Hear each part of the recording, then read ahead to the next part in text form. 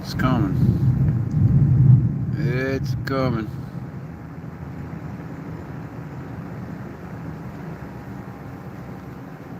Storm front rolling in from the southeast, east by southeast.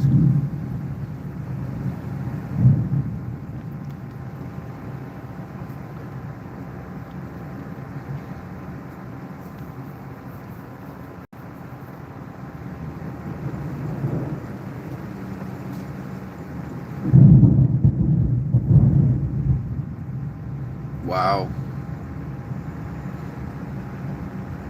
The bass in that is incredible.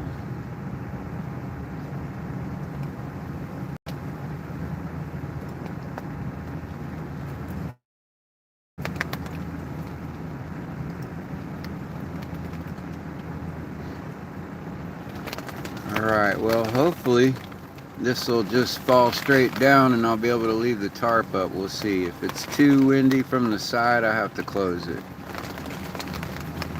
We shall see. Looks like the wind gusts are... I don't know, those trees are starting to bend.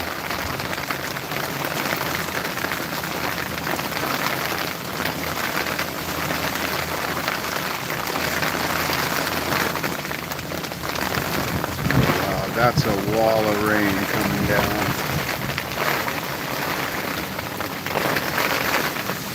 Yeah, I'm pretty sure I'm going to have to close that. At least for the first few minutes. Yeah, it's blowing right in. Oh, man.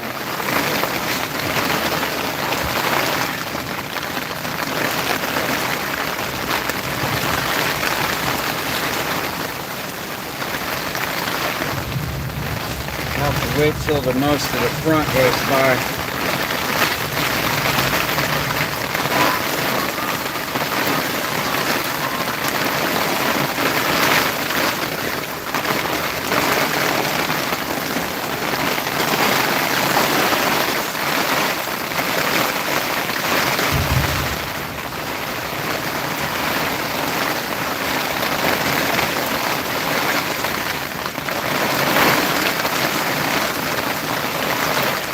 Alright.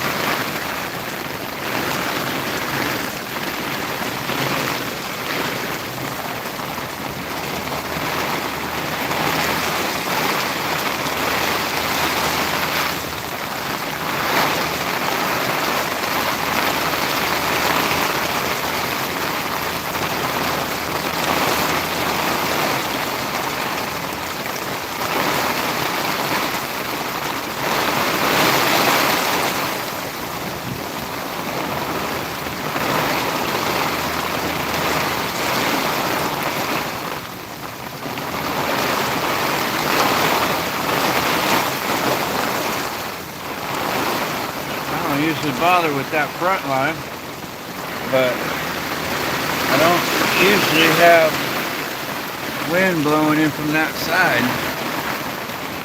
Whoa.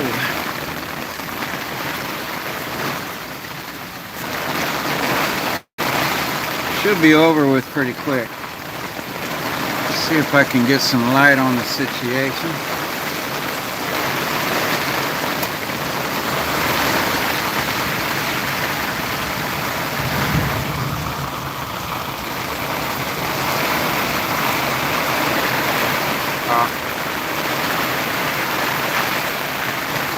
Welcome back, Boo Boo.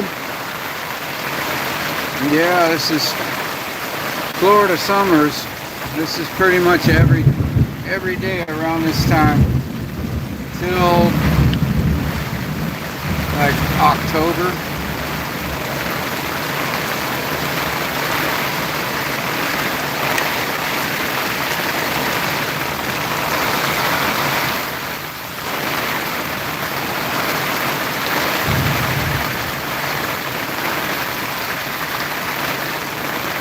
it's not uncovered.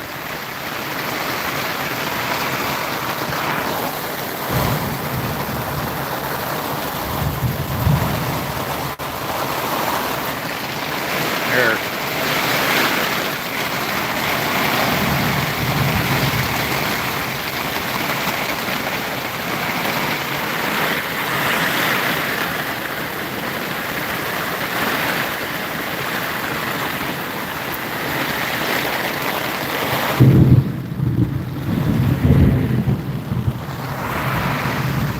Oh, the canoe. I just let it fill up. I bail it out later.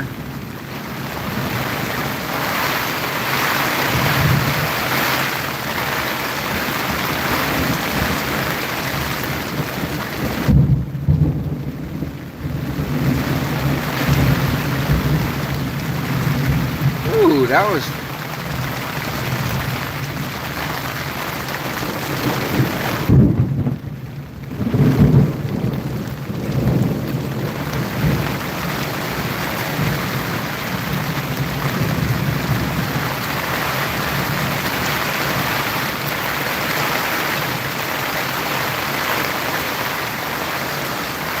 I just finished rebuilding this roof, so I don't have rainwater catchment yet, but that is definitely in the plans.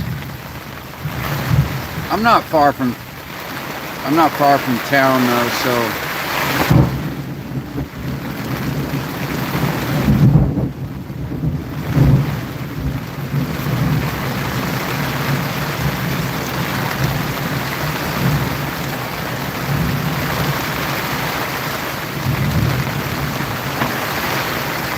yeah, I could have a week's worth of water in a few minutes if I had rain catchment on here.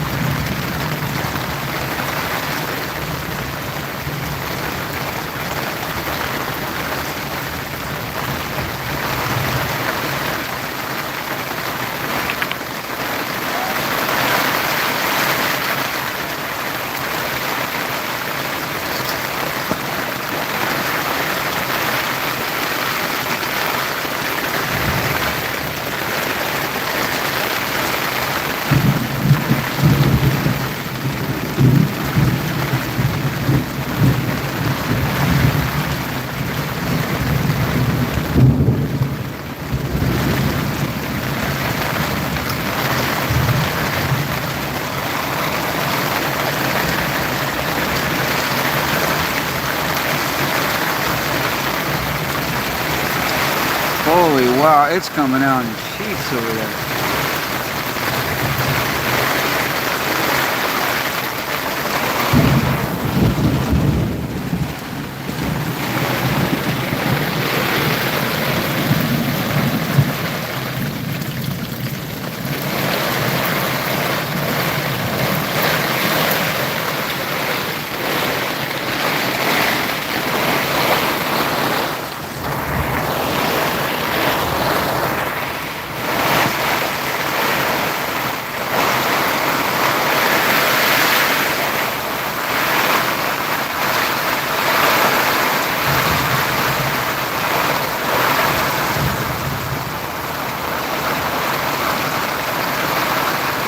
Pretty good steady flow of water coming out of that tarp.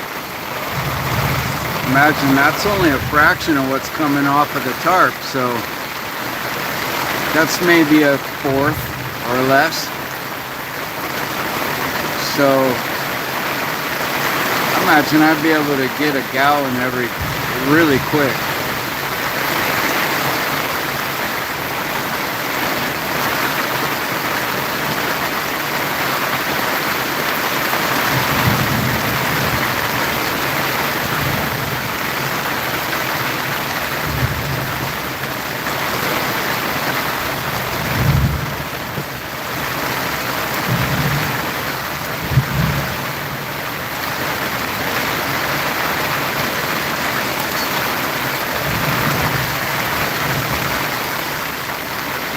I'd have 20, 50 gallons in a couple minutes.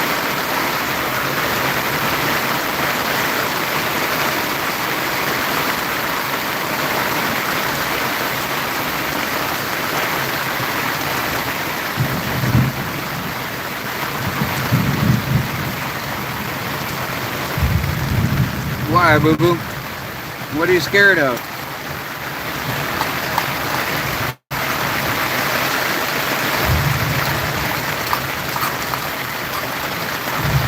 Do you think you're any safer in a house than I am in this boat?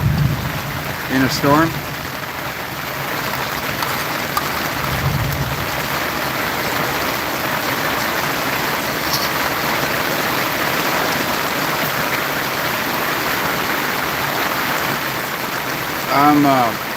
I'm pretty much encased and wrapped in fiberglass with foam padding between me and the glass, and the aluminum mast is down on the deck, so it's not sticking up in the air attracting lightning. I'm only sitting maybe 3.5 foot, the top of my boat's maybe 4 feet above the water. All the trees around me are much taller than me. And I'm surrounded by mangroves. So, I mean, yeah, I guess it could be a little scary, but it's, I don't know.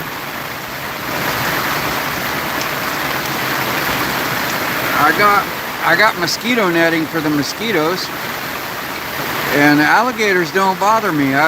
Look at my videos for alligators. You can see how to just don't feed them and they leave you alone.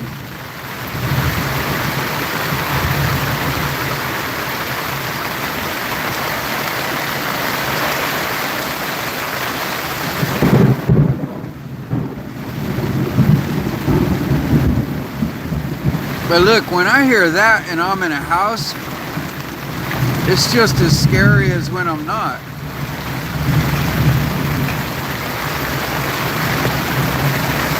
If you think about it, if you saw the lightning or heard the thunder and you're not dead, it's already missed you. So just relax and enjoy it. If it hits you, you won't notice. Like, you'll be gone before you realize it. So why stress about it? Just don't go out in it waving an aluminum pole or flying a kite with a metal string, you know, just, you know.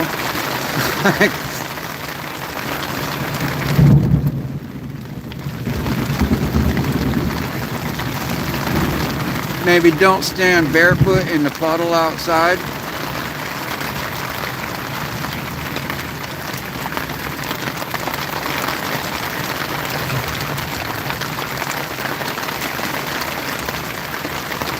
Yeah, boo-boo, I've been pretty dang close. I've had it strike right, I mean, literally feet from me.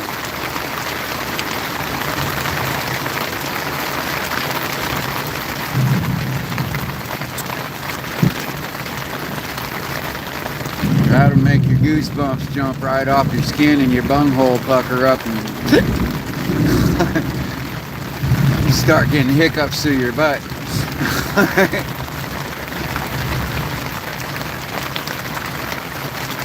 I was standing on the dock with the girl and the lightning struck all the rigging of the boats around us. We were standing on the dock we had sailboats on one side and shrimp boats on the other. And it just arced across all the rigging. Just, wow, made like an umbrella shape over us.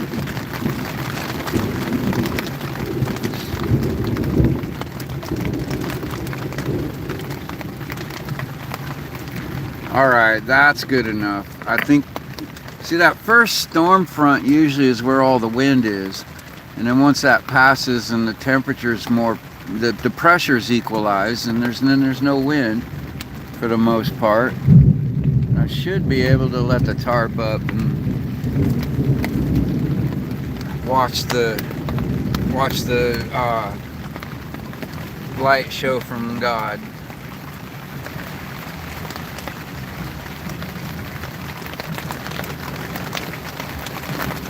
No, I don't. Hats. If you hear a charge and you see a flash and you hear some thunder, you're fine. It's already over. Like it's already past you and didn't hit you. I don't mean the next strike won't hit you, but at least it means that strike didn't hit you. And really, if you think about it, there's a lot of ways that you can die, and that one's pretty fast. You know, it just kind of like shuts down all your signals, and then you're not feeling or sensing anything. On to the next plane of existence. Woo.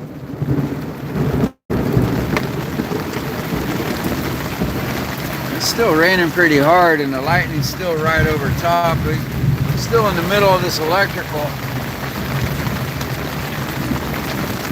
But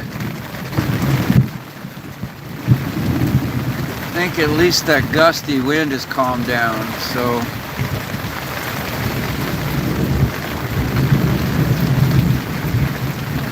yeah, if you think about all the horrible, gruesome ways a person... Look, we're all born... Everyone born is doomed to die. We're all gonna die. That's guaranteed from the minute you're born. So accept that. And then maybe, you know, you don't need to like rush toward it, but at least, you know, maybe even get a little excited about what that exploration might be after this life. I don't know, but I'd say focus more on what this life brings, and like just live as though you're not about to die, because you probably won't.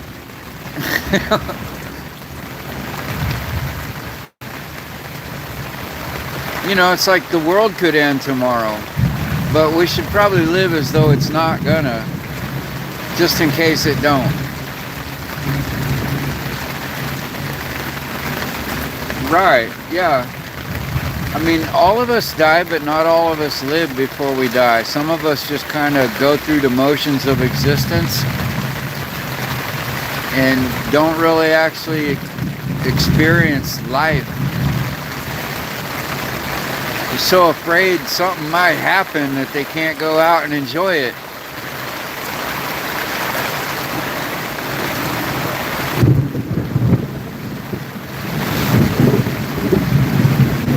People so afraid to die, they forget to live.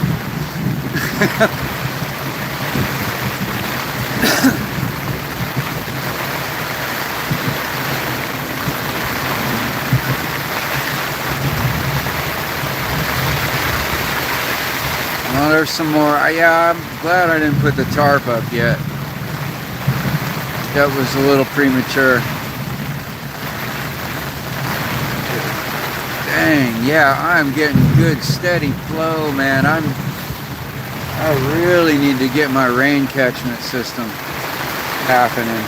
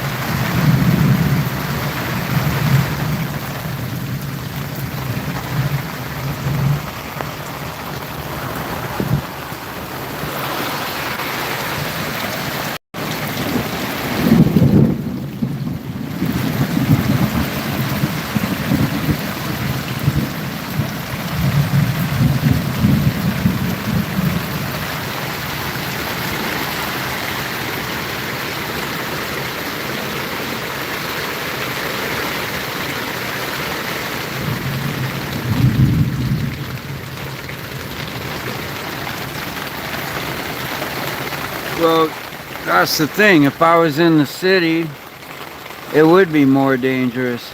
Standing on concrete with nothing insulating me but my rubber soles. Yeah, I'm sitting in fiberglass. Fiberglass and foam rubber. Like an inch of foam rubber with a gap between. Like, that's a really good electrical insulator.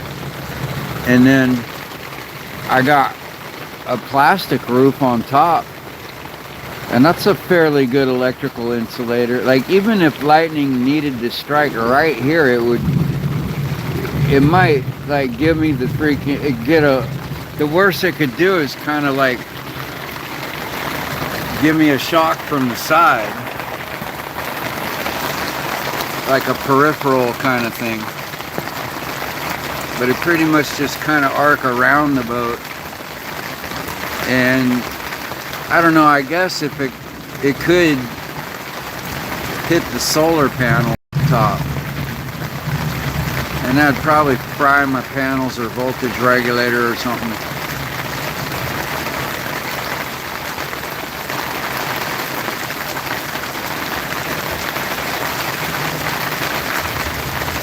If you're sitting in your car in the parking lot, that's a pretty safe place. As long as the tires aren't flat, you know, you're sitting on rubber tires and you got the interior of the body insulating you between that. You like maybe don't want to be like laying up against a metal window frame or something, but you're fairly well protected from lightning by being in a car. You're off the ground with the rubber insulation between you.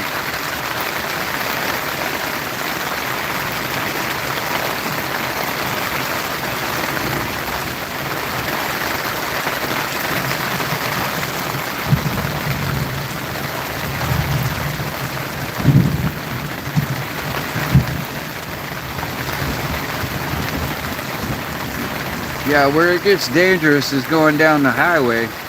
It's 85 degrees outside and suddenly this asphalt that's got all this oil and stuff on it is wet. And the oil starts floating to the top because it's so hot. And man, you don't realize how slick it is until you hit a patch of it and you're spinning.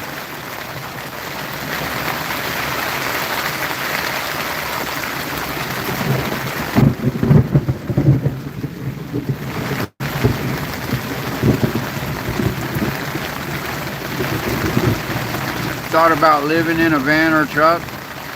Well, I've done it. I've lived in a car, van, a truck. I've traveled all over. I've lived out of backpacks.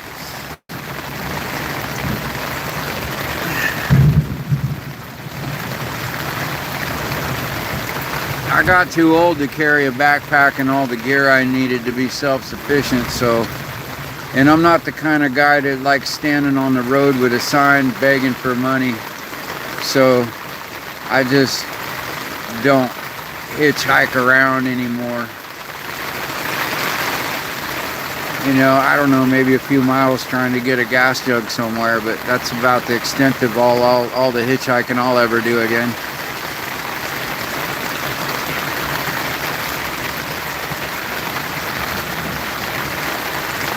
That's why I got into boats. Like, one of the reasons, kind of why I got stuck in it, because I can still travel. Wow, that was close. I could still travel and carry my kitchen and all my gear, but still kind of be out in nature. That last one was really close.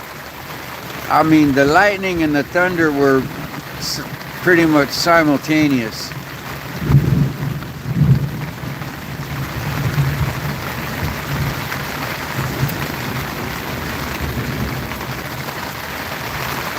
Yeah, well, I'm not actually technically homeless. I have been, but right now I'm kind of like, I don't know, it's kind of a thing where I kind of am, but I'm not, because I got a place I could go, but I choose not to. And like, if I consider this my home, then I'm not homeless. You know, I've got like freaking 10 grand put into this boat.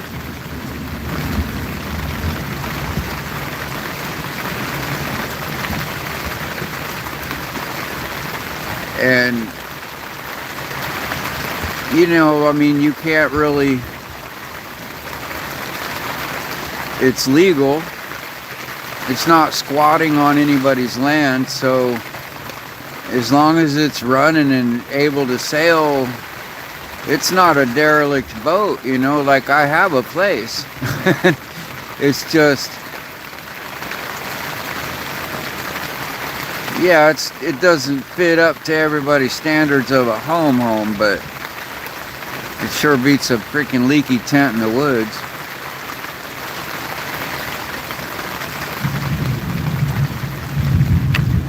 Sure beats that freaking cardboard hut behind Walmart in that patch of woods in the abandoned property where the neighbor is cooking meth.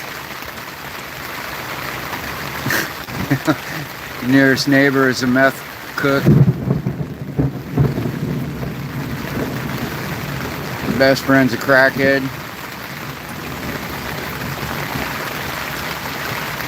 Yeah, no thanks. I'll stick with the boat. You know, every once in a while I meet boaters that, most liveaboard boaters are, they tend to stay sober, at least have the sense to be sober when they do a long journey, or when they're underway, you know, most of them. Like, your weekend warriors get drunk and go out and get stupid, but people that live it every day, they're like, hell no, I'm not going out drunk. They've seen too much shit happen.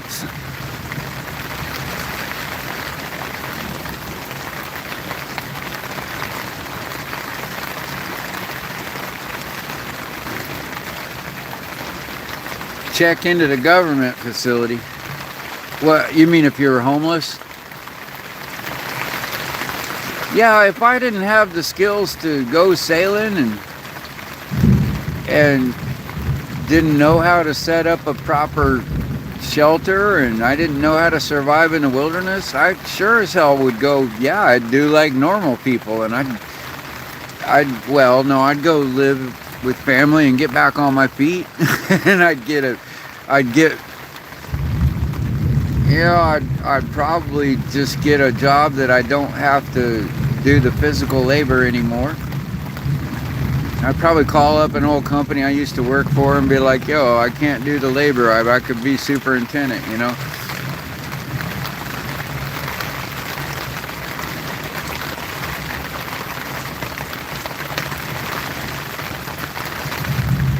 I don't know. I'd feel like I was going backwards if I did that, though. I worked so hard to get to where I don't have to go get where I can afford to survive without, even with my disabilities, without getting a check. I don't get a government check or anything, and I can't physically hold down a regular job. So I'm surviving just on my skills and abilities and, you know, whatever.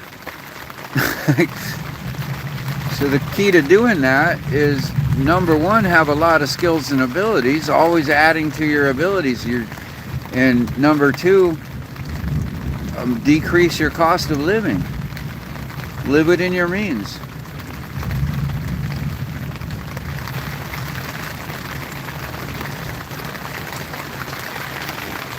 And if you could do those two, you know what? No matter who you are, what your skill level, if you can get your cost of living lower than, so much drastically lower than your income, then you're not worried about paying your bills. Like, you just find a way that you can live where you don't have the same costs. And then when you make some money, you're not spending it on someone else's mortgage. Everyone out here who's renting, you know, look at the cost of rent per month versus the cost of a monthly mortgage payment. and the difference is very little.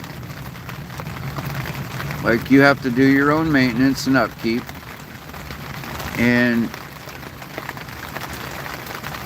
you have to come up with the down payment somehow, which means a loan usually. But all these people out here renting because they can't get a loan or can't do the upkeep, and so they're renting, and they're giving someone every month, they're giving somebody enough money for them to buy another house. And it's like, wow, you're buying someone else a house because you can't afford a house. Have you ever thought of the irony of that? There's got to be another way. And how many people out there doing skilled trades, and they know everything about their job, but they still work for a boss? Why?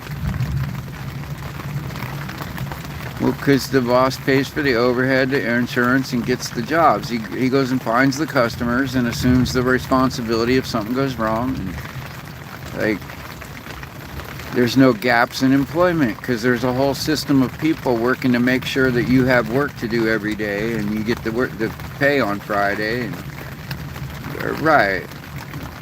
So it's that safety net of someone else finding your work for you. That's essentially all a boss does, is he goes and finds the work, you do the work, he gets paid, and he gives you a little of it. And that's how it works. And like, man, if you can find a way to cut out the middleman,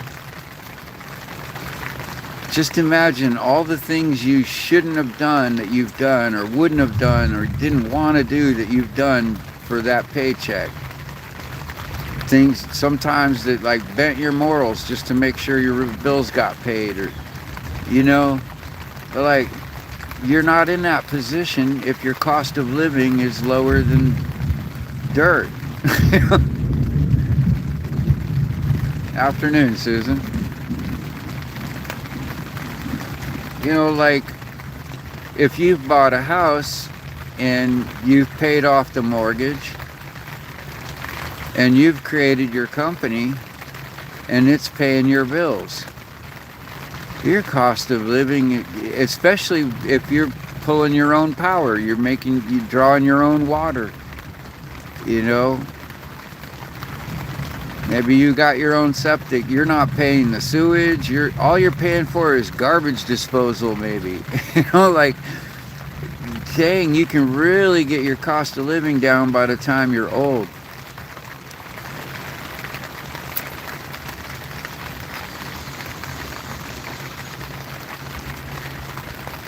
I'll never be able to buy a house now. It's too late for that. For me, that's not in the plans. What I've done is I've attached myself to someone else who needs someone like me so that he don't get put in an old folks home. And, you know, I've like...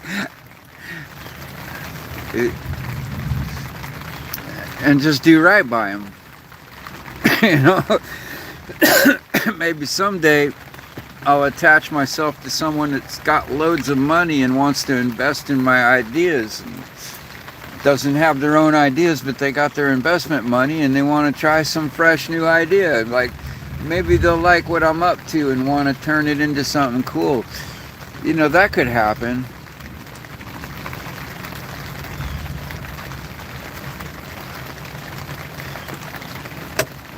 But yeah, it's a little too late for me to start at ground zero and go to bagging groceries to try to build a career.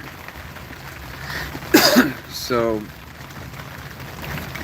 I think I'd be going backwards if I didn't just go forward. You know? Does that make sense? It's like, hell, I've suffered this much, starved this much, and worked this fucking hard. I might as well keep going forward.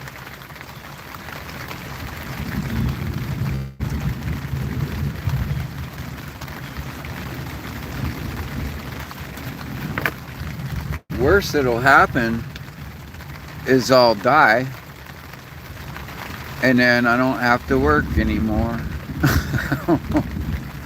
Won't be hungry anymore. You don't have to worry about the lightning striking me. And I could say I had a hell of an adventure along the way. Yeah.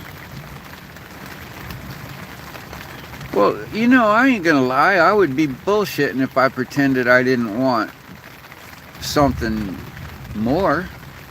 I always want more. Like, I want the bulkheads in this boat.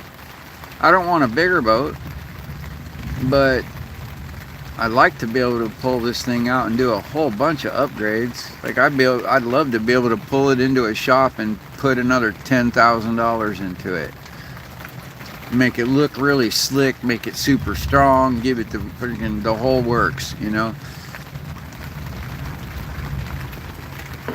Make it sturdy enough to go out in the open. A few more 100 watts of solar.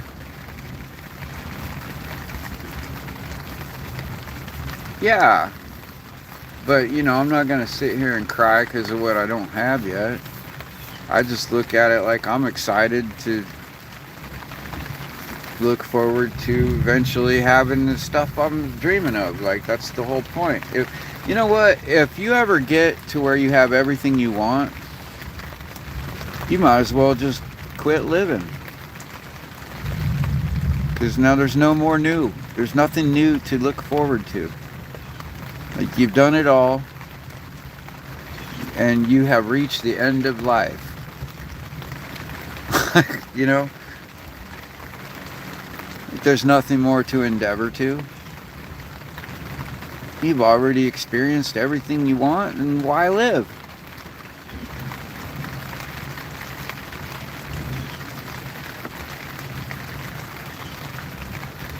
So yeah, when I see things I don't have that I would like, not things I need, but things I would like, I look at it like just an opportunity to expand and something to get excited to look forward to. You know, I don't get sad about what I don't have, unless it's something I need. Right now, it's raining and I'm dry and I'm warm. In fact, I got a fan blowing on me to keep me cool. And there's so many people out there right now that don't have any of those things, that are getting wet and they're cold and and then they're about to be too hot because they don't have a place to plug a fan in. And I'm just so lucky.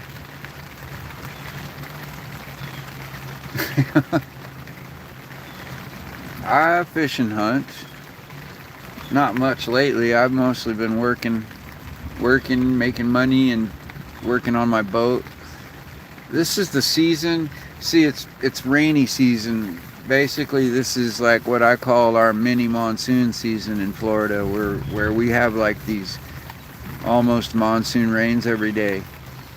And it's really not worth trying to go long distance cruising in a little vessel like this.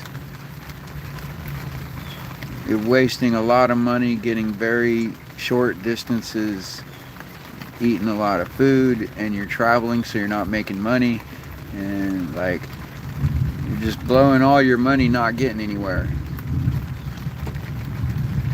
So this is the time of year when sail cruisers in Florida hunker down, do upgrades, repairs, and upkeep and maintenance and any kind of improvements they can do. And then right in around October, maybe second week of October, that's when you start getting those cold snaps. That's when I really think about, okay, let me wrap up all the repairs and upkeep and upgrades and just get happy with where it's at. And then think about stocking it up with some supplies and fuel and water, and looking at the map. checking the weather windows, you know, and seeing where the next cool place to go check out would be and what it'd take to get there. You know, like, I imagine you guys can be maybe helping me plot the course for the next trip. Let's see, what is it, August? Yeah, give it a couple months and we'll be plotting a course for the next big journey. And I'll take y'all with me. How's that? Like, we'll go out and see the rough shit and freaking... After it gets cold, the mosquitoes go away. We don't have to worry about mosquitoes, snakes, alligators, none of that shit. We don't have to worry about hurricanes because the ocean's too cold to support a hurricane. You know, the worst we get is maybe an occasional winter storm, but they're usually pretty dang light to non-existent. That time of year, it tends to just be real nice sailing weather. If you can survive the hurricane season.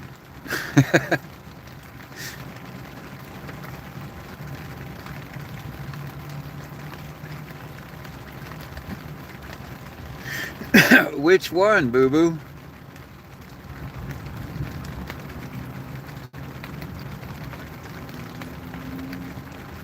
Like, what water was it?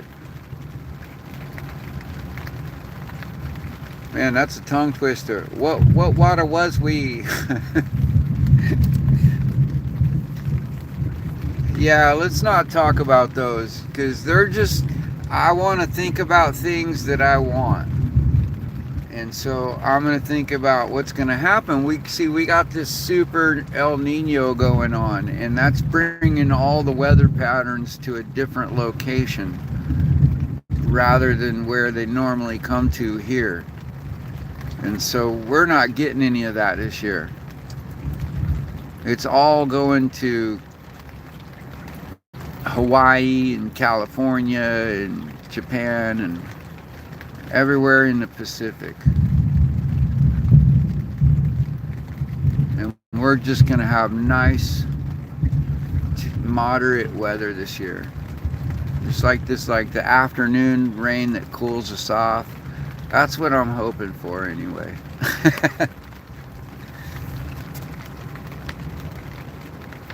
Y'all try to manifest that for me, because I'm out here winging it.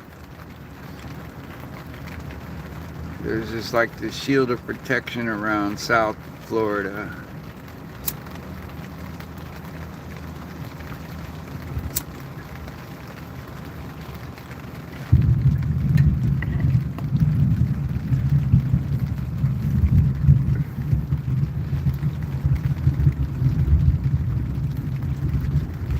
All right, that's calm enough.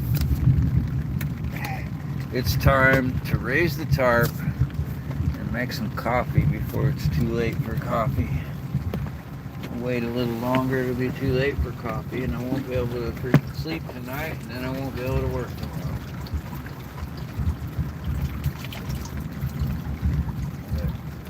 I am hankering for a cup of coffee.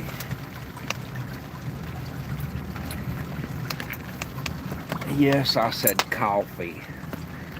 And no, I'm not a hillbilly. I just said coffee because I felt like it. Because, you know, I used to hang out with a Jersey girl and she drank coffee. But, you know, she cheated on me all the time. She was full of it. She annoyed me. She got herpes, so, like, I don't drink coffee anymore. A little outboard motor. Okay, so then I'm in the hammerhead, not the water skipper.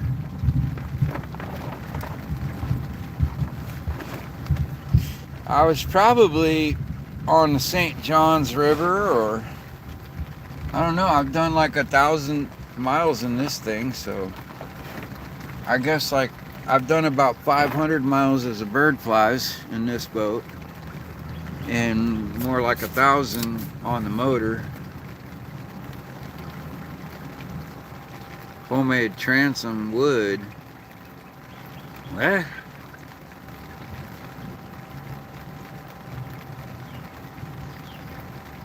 No, the wood, the transom's fiberglass. Well, actually, no. The transom is actually wood with fiberglass overlay.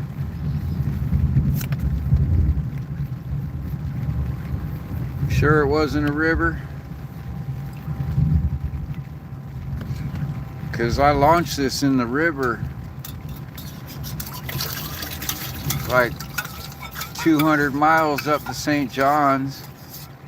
And there's places where the St. John's looks like, I don't know, it was either the river or the intercoastal, or, oh, maybe you were looking at Lake Okeechobee crossing. I could have been crossing Lake Okeechobee. Was it rough water that day? Was I showing like waves around me?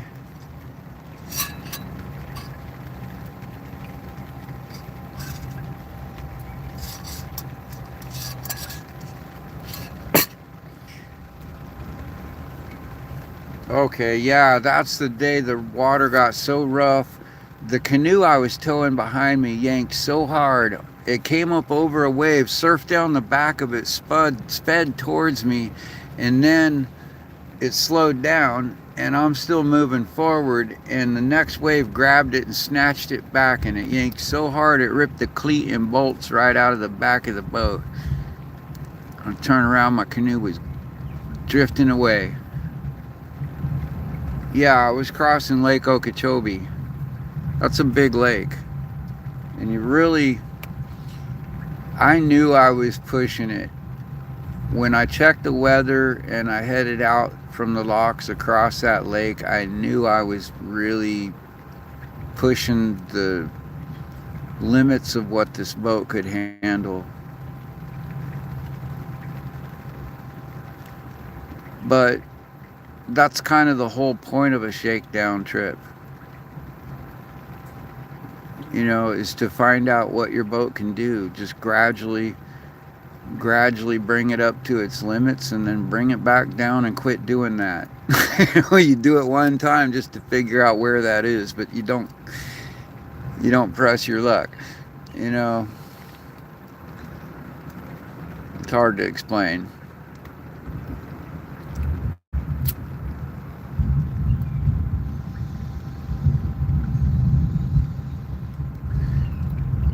Essentially, I had to turn, I was sideways to the waves going out halfway into the lake, and then the further I got away from where I put into the lake, the rougher the waves got, because, you know, there's more and more distance between the shore and me, and the waves are getting bigger and bigger and start breaking on me, and it started making these white waters and crashing behind me on against the boat itself. And oh man, when the waves are so big, they pick you up and spill into your boat as they're lifting you up and launching you forward.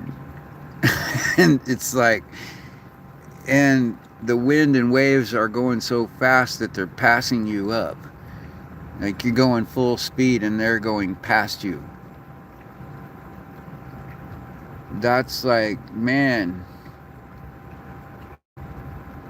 it gets scary.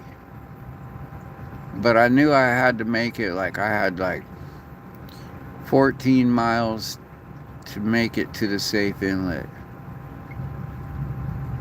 And I'm like, well, it's either continue 14 miles into that inlet, knowing that the waves are going to get bigger and bigger the further I get downwind, or until I get to that inlet, or turn around and go against the wind back to the lock.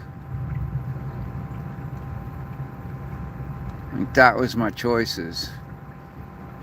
And you're like, well, I just keep going.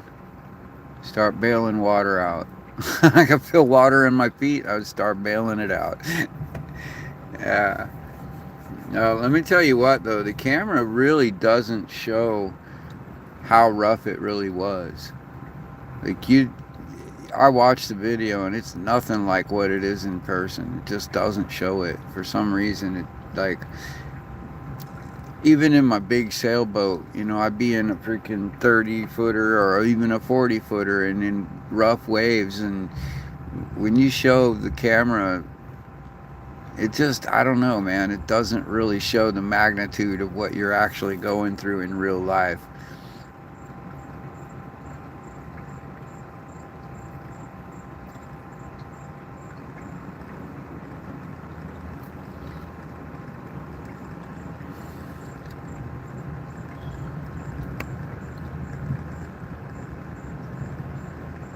Yeah, and I think that's about the worst of it for tonight. We might get a little drizzle later, but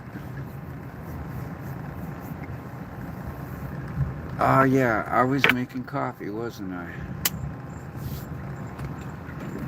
Or was I making coffee? I know I was definitely not making coffee.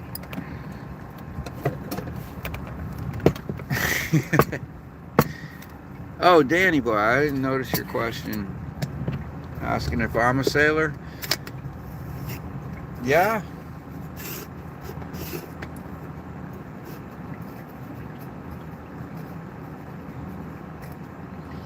Yeah, the camera just doesn't do it. Just like, bro, dude, I've been in a 12-foot aluminum dinghy.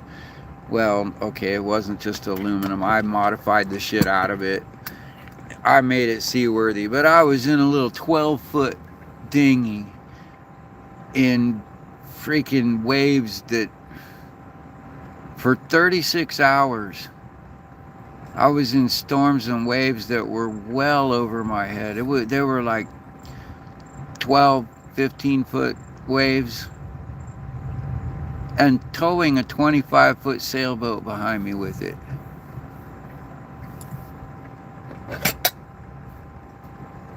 And I could put that on camera and it just would look like, oh, it's just a little bit of splash, you know, like, and I'm telling you, to me, I'm on top of the freaking world looking down over the top of this big giant wall of water into an abyss, and then suddenly, whoom, I'm gliding down that hill, and then suddenly I'm at the bottom of the trough and the wave, and there's two walls of water on either side of me because there's a wave in front and a wave behind, and they block out your view of the entire sky except for directly above you.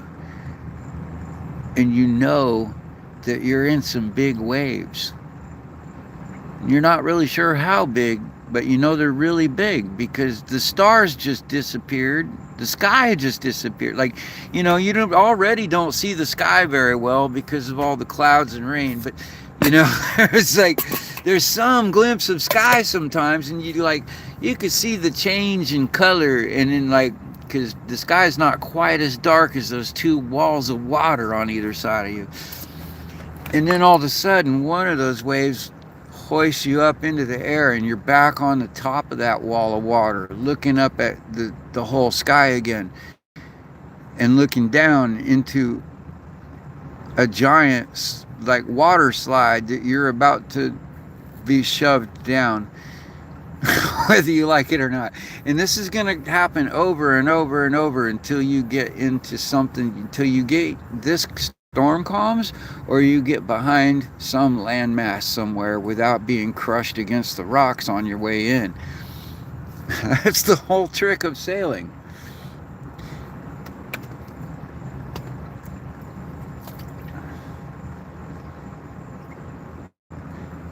The thing is, if you're in that situation, you already kind of, you messed up.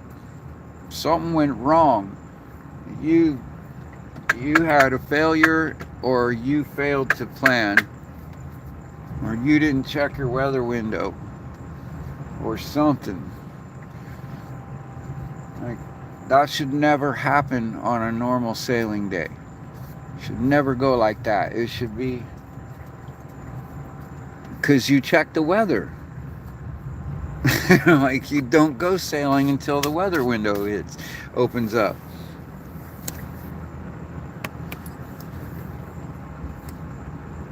Yeah, yeah, you could be exactly, and you know, you could watch videos of people that literally are videoing when the ship breaks apart, and they're in a ship out, up in the flybridge, looking down over the ship, and you're looking at it, and it doesn't look like much. Like it doesn't look like that much to that ship at all. You're like, what's he crying about? And then all of a sudden the ship breaks in half, and you're like, oh, like damn, But from a sailor standpoint, you've tried filming a rough storm before. You know what it looks like. You're like, when you're looking at the video, you're going, oh God, oh God, oh God, because you could just feel the whole ground lurching when you watch it. you know, like when normal people watch those videos, you don't feel the movement that's the way you're on this big massive steel heavy thing that's being rolled and rocked around like you wouldn't believe. Like, man, you're standing a little to the side and that side lurches and it shoves you up in the air and then it swings back down and all of a sudden there's nothing underneath you, like your head's slammed into the ceiling and then you're falling to the floor, and before you hit the floor's coming up at you. Bam! Break your tailbone. Oh, how you like that? Oh, I'm serious, it gets like that. You want to stay low and to the middle.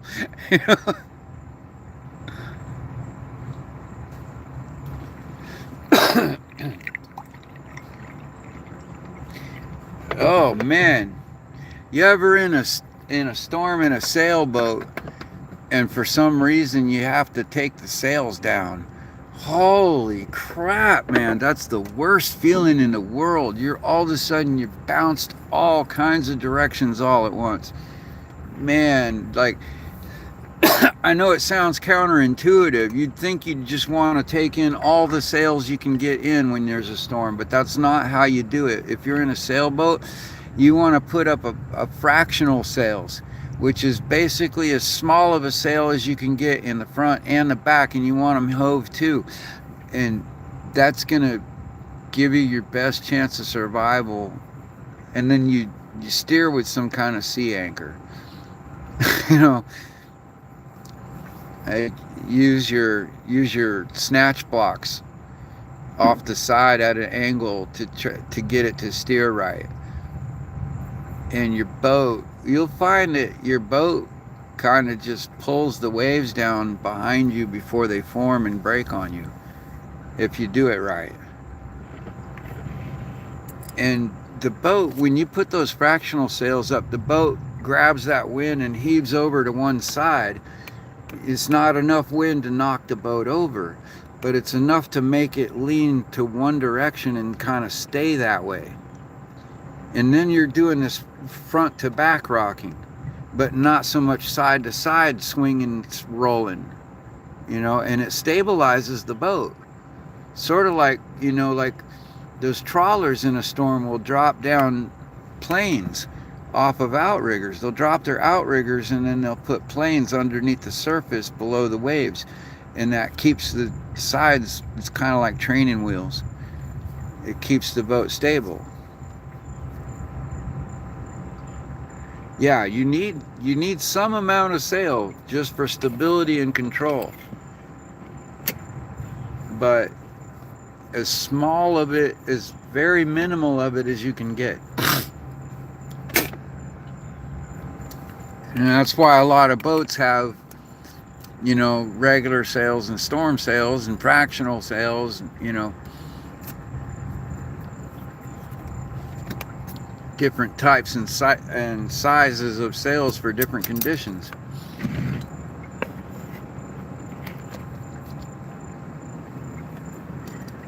That's why I'm turning this boat from a sloop into a schooner.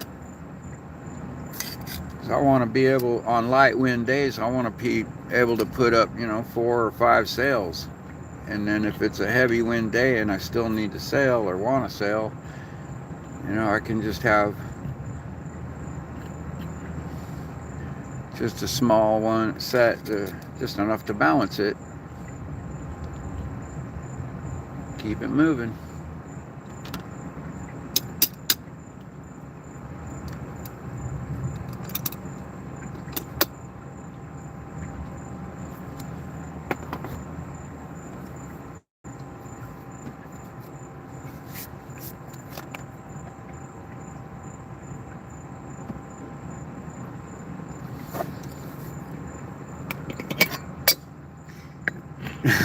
That's funny. You only sail sailboats? Well, that's because you can't sail a motorboat. I only sail sailboats too. And when I get in a power boat, I motor. And well, they call it flying it or piloting it.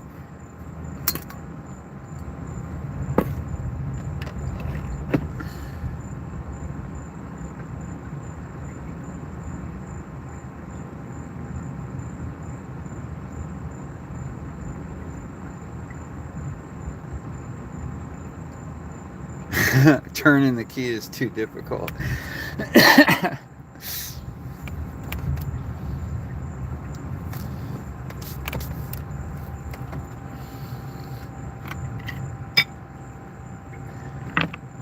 I know a lot of sailors that the hardest part, their most difficult thing that they have the toughest time with is getting the motor running.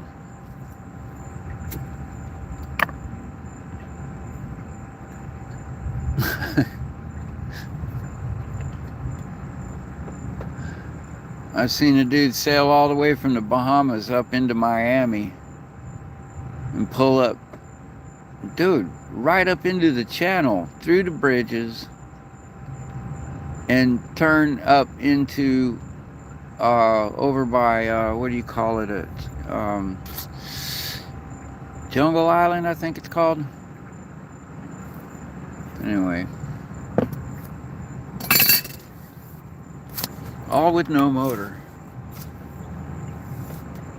Except he was having trouble when he turned in and tried to get around the freaking that little recreation area, man. That's where I saw him, and I went over and towed him around it.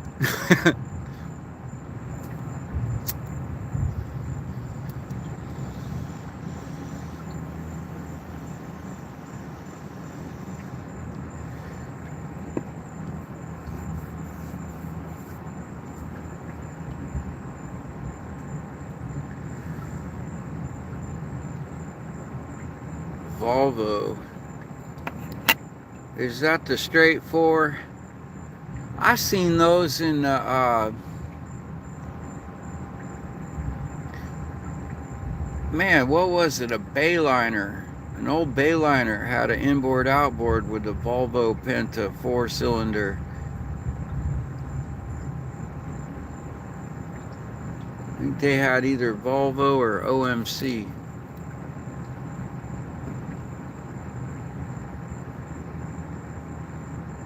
It's a good motor. I wouldn't want to own an IO, but the motor was good.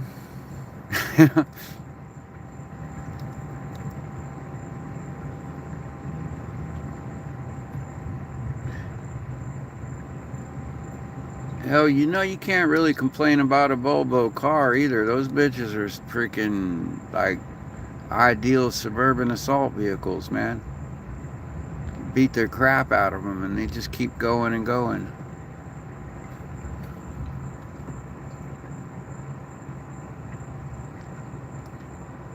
They're like the A10 warthogs of the road.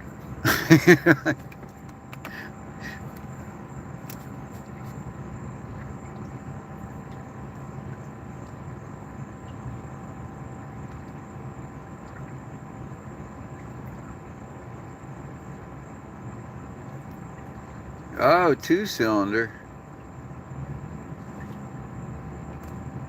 Oh, okay. Gotcha.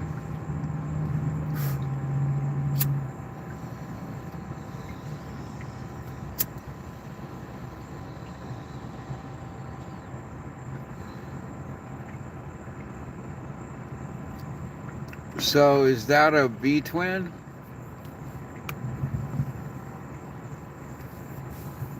What kind of configuration is it? 'Cause I didn't know Volvo made a 2-cylinder diesel.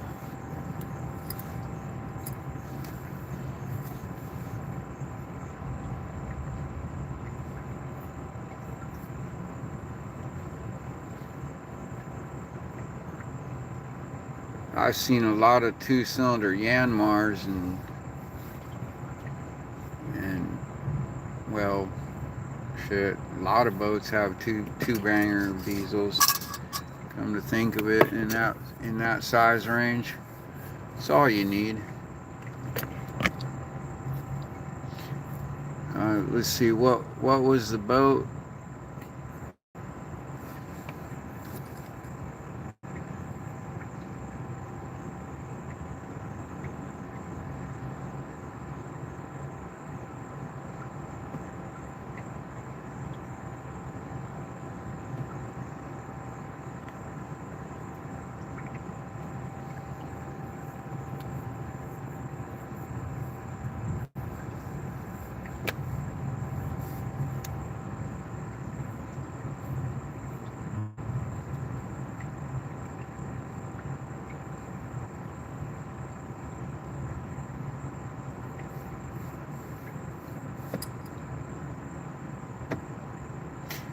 I thought they were the same company. You're kidding. All this time.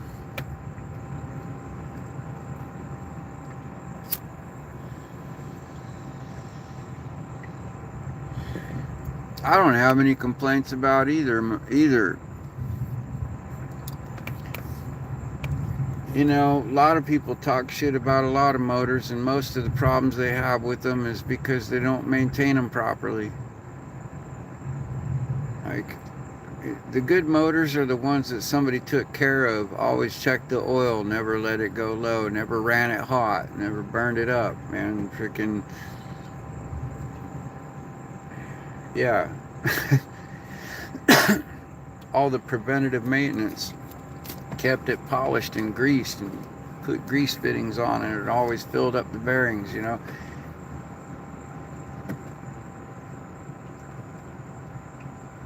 Yeah, but so is Yanmar. There's people that talk shit about Yanmar, and I think they're an excellent motor. Even those little one cylinder. You ever seen a 1-cylinder Yanmar? That thing's funny, man.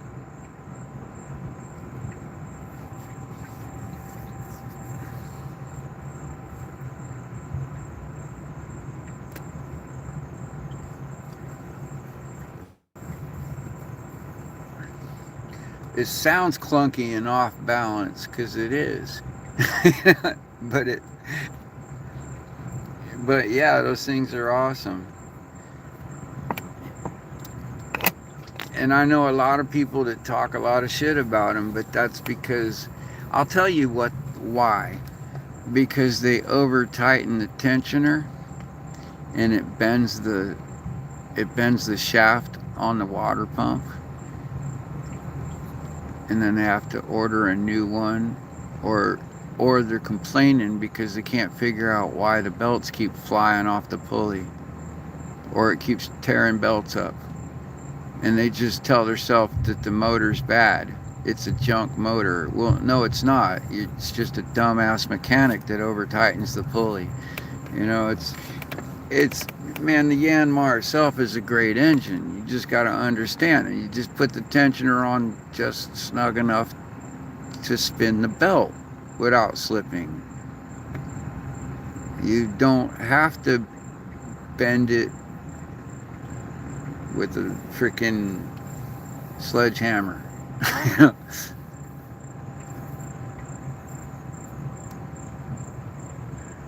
Yeah, well, yeah, it sounds like it's got a lobe because there's only one cylinder. There's nothing on the other side of the lobe to balance it out.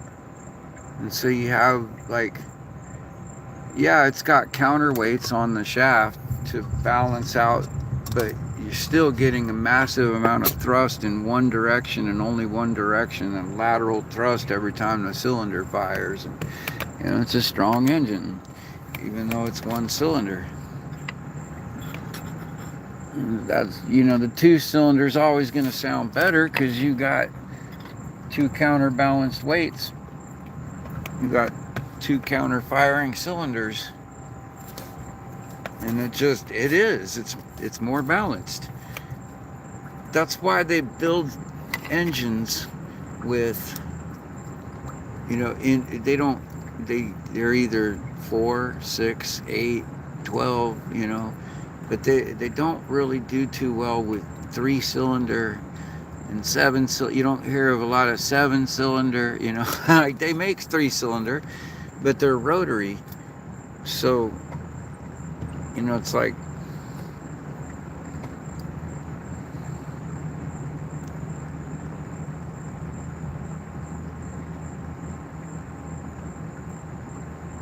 was it made the 3-cylinder?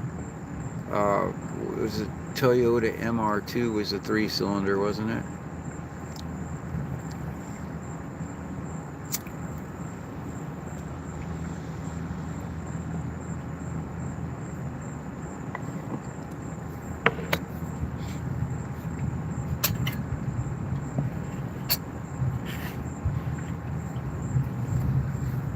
Yeah, and it's not too difficult to balance a 3-cylinder inline engine either, even if it's not a rotor. Like, you can, you know,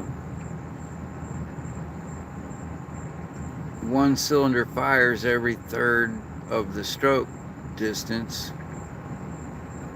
and the engine's going to balance out.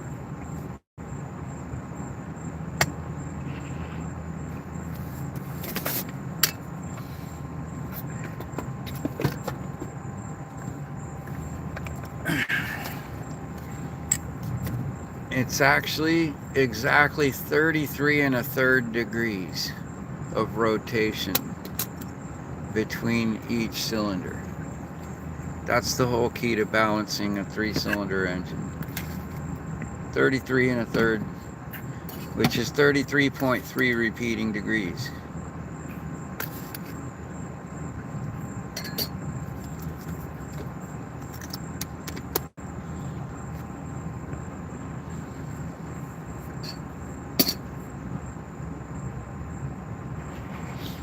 Your cars last longer?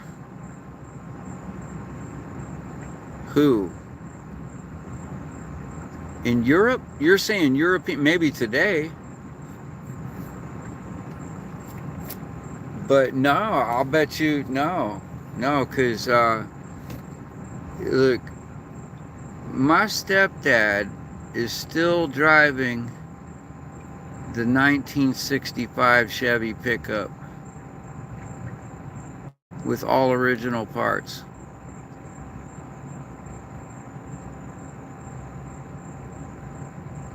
So, what do you have in Europe that's 1965 or older that's still running on all original parts?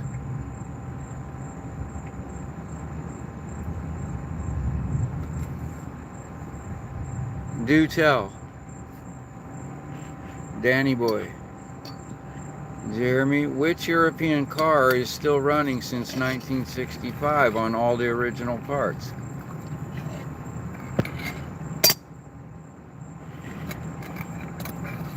And if you look around, there's actually a lot of them still running. See, what you don't understand is American cars ain't built in America anymore, so there are no American cars.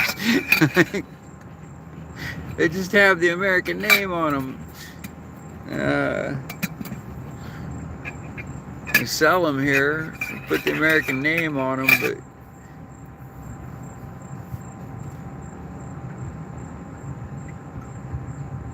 from the 50s. Okay, nice.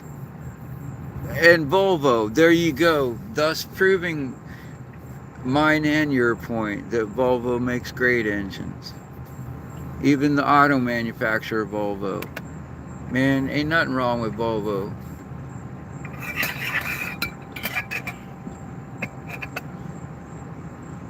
I don't know. I heard the DeLorean had some issues, but I don't think I would attribute that to Volvo. There's a few. I'll tell you what. Like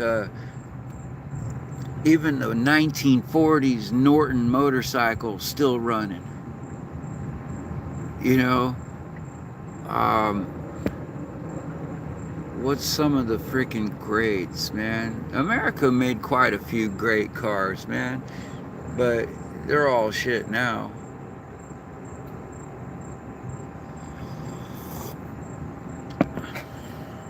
And, dude, we still make some pretty badass stuff, but I just can't brag about it because I hate the fact that it's all computerized and freaking dials home to Microsoft everything. It's like they're making cars that check your pupils and make sure you're not in a bad mood before they let you start it. I'm like, nah. Like, man, I'm gonna have to find me an old junkyard and start rebuilding cars from the 70s.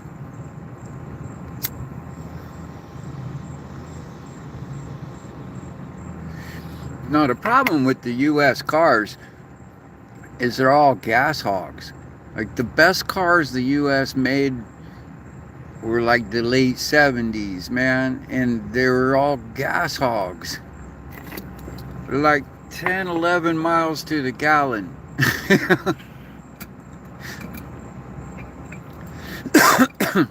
I'm not even joking. Oh, oh man. I had an old 78 Cordoba that hauled ass, but god damn, man, you could watch the gas gauge just go from full to empty as you freaking hit the gas. Drive it across the town. Oh, gotta fill it up again. Might only take you 10 minutes to get from one end of the state to the other, but you gotta fill up the gas every time you get anywhere. Damn, you know what? I liked my old Honda Odyssey van. That was a freaking awesome little van. You put a little couple dollars in it and drive up and down the mountain 4 times. It's still got a little time to spare.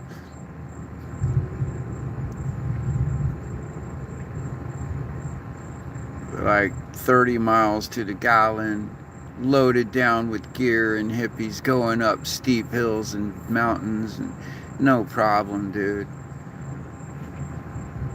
You couldn't do that kind of shit in any American vehicle I ever owned like that. Not the way I did in that little Honda. That little 4-cylinder would freaking blow away anything up there going up those hills too. Like I seen all kinds of freaking cars and trucks just like trying to get up that steep grade, burning out their gears. And that little freaking Honda 4-banger would just climb up that mountain like no problem. Granola Crew. Oh man, are you from Granola Funk?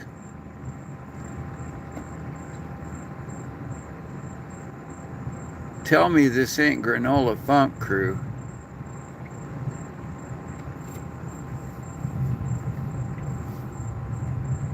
From Utah? Seriously? Do I got some rainbow family in the house?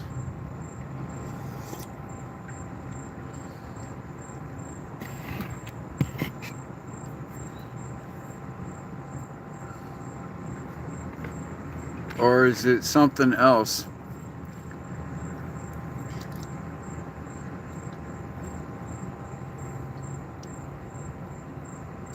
Is the Granola Crew reference to something besides the Granola Funk from Rainbow Tribe? I'm just curious.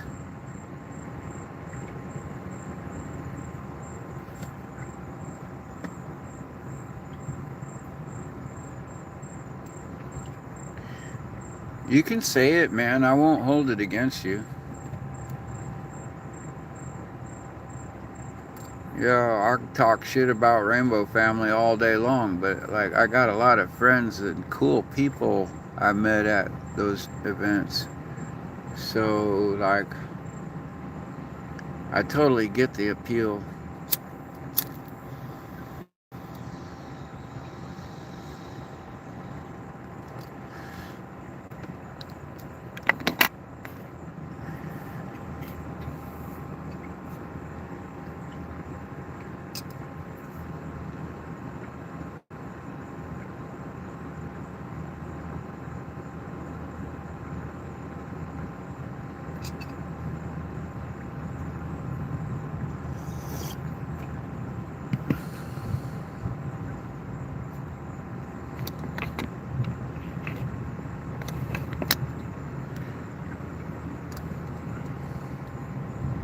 No answer, huh? Okay.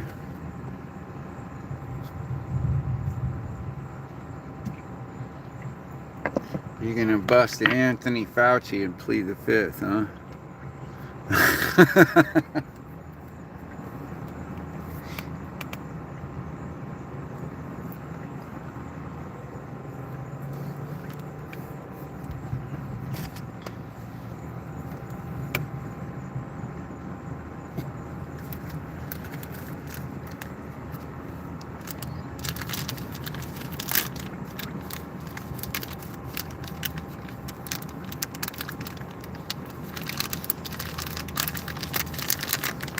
Haven't been in Utah for a long, long time.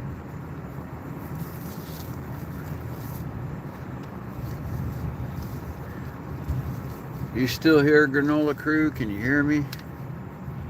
I got a question for you.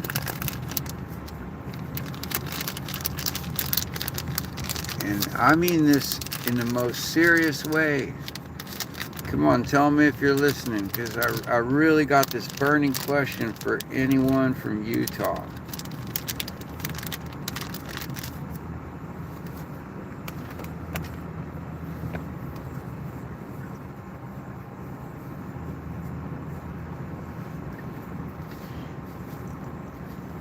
And the question is, what the fuck is it with that place? Why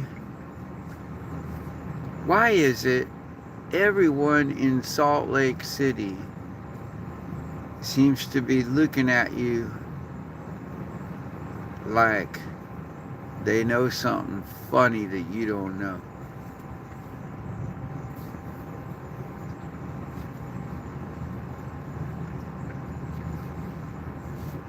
Like,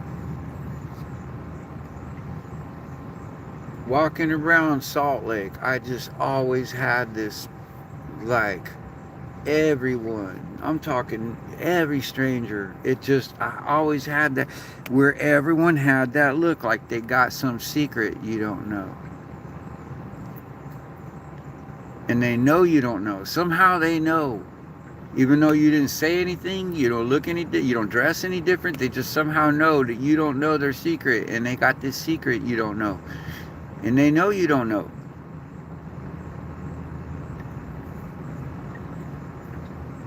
I got that feeling everywhere I went in Salt Lake.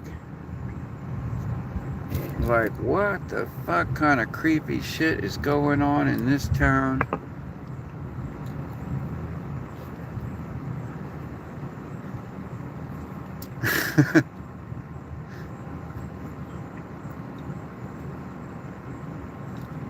Like, do I got alien written on my forehead?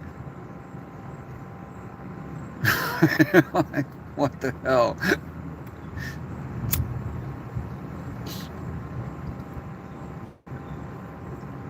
Maybe that's just me, but you know what?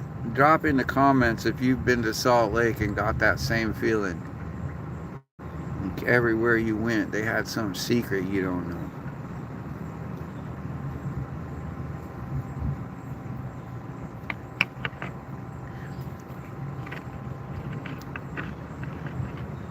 It's not like a sense of animosity either. It's not like a, oh, they're gonna fry me up and barbecue me. It's more like I don't know, man. Like every dude's got this smirk on his face, like, yeah, I got like 8 moms.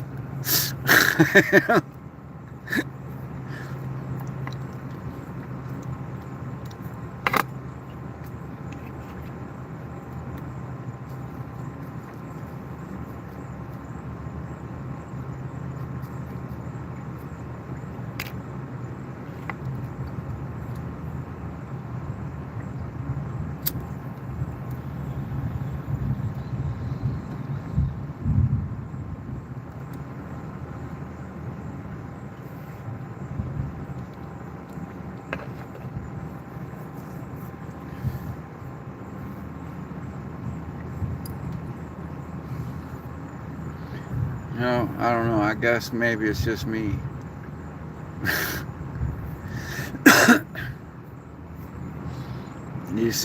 You drove through the salt flats, or you just saw them? I walked through them.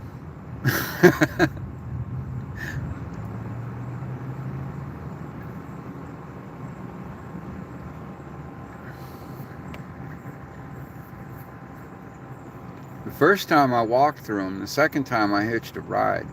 So fuck that. That was nuts.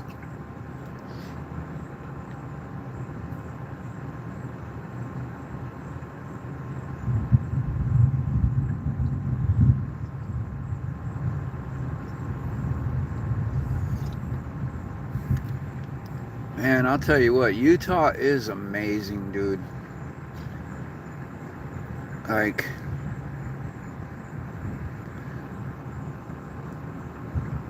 just, it's incredible. Like, one thing, crossing the salt flats and then coming into the canyons is like,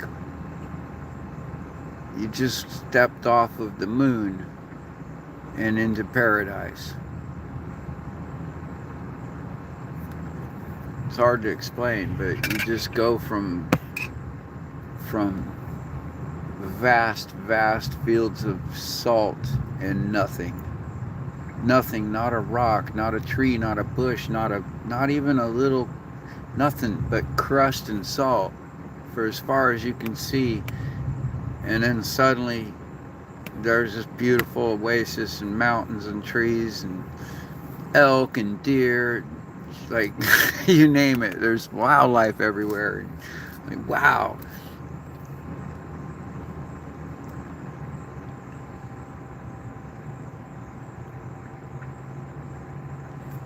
It's just crazy how drastically it changes right from Salt Lake City over.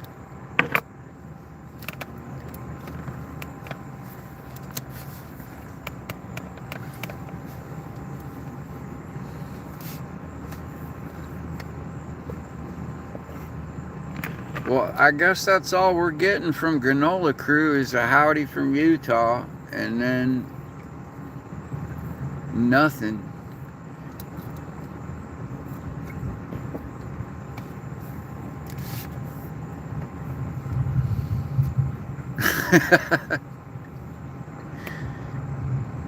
Got me talking about Utah, though. Yeah, I got us both talking about it, Susan.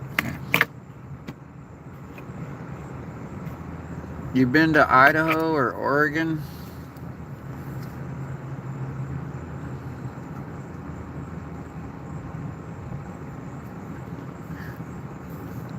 Alright, let me narrow it down. I haven't been to Alaska, Hawaii, New Jersey, or Maine.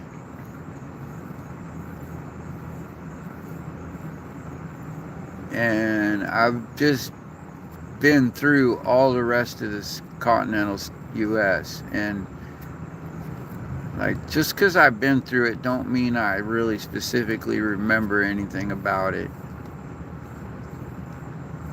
You know, because a lot of those states were spent just stop at a rest stop and then continue on, grab some fuel, get a restroom, some food, and keep going.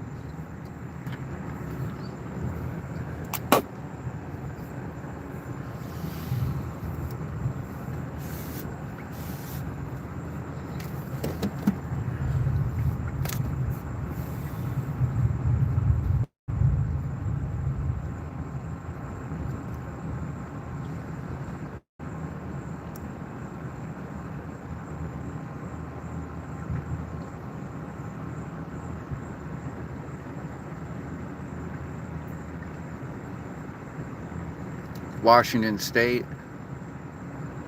Yeah, I haven't been to Alaska because you'd have to go all the way through Canada to get there, or fly, or take a boat. And by the time it came to me getting anywhere near the idea of doing that, I was already too many broken bones to want to go further into the snow. Yeah, nah. I was already tired of dealing with the snow from Oregon and Washington and like up there in the mountains. Yeah, no.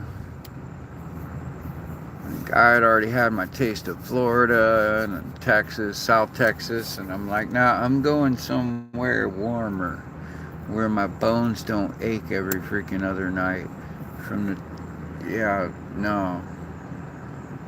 In Oregon, I felt like a human barometer.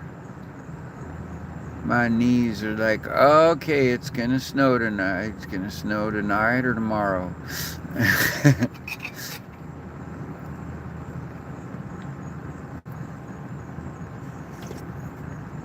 Sometimes I could feel the rain building up for like a week in my knees. And the ache was just deep, deep in my bones. And now I've broken, stressed, and strained a lot more joints and bones than back then. And I just can't imagine living in the cold anymore, where it freezes every winter. Hell no. No, thank you. I could do it for the freaking $500,000 on the Survivor show or something, you know, for like, I could do it. Man. Yeah, I imagine you could put me up there and I could just pretty much, by the end of, if you put me up there in the spring, I'd have a homestead by the next year. I'd just be freaking aching and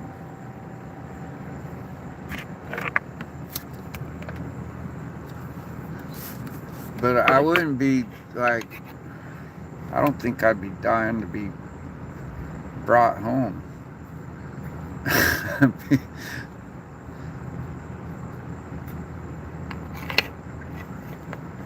mean, I'd be happy to get the money, but you know.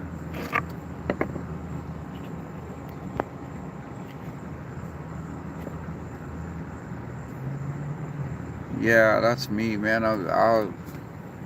That's why I want to get the boat going for the loop. That's why I want a little mini micro cruiser loop boat. And this is almost there. It needs to be sturdier. It needs to be better dewatering. It needs to be a little tighter in the bow, you know, and I need a faster propulsion system and a little more power and water storage. And man, yeah, I put the rain catchment, and I probably want to have like a captain's wheel up here instead of the rudders, the tillers handle going across the deck here. I'd rather have a little captain's wheel.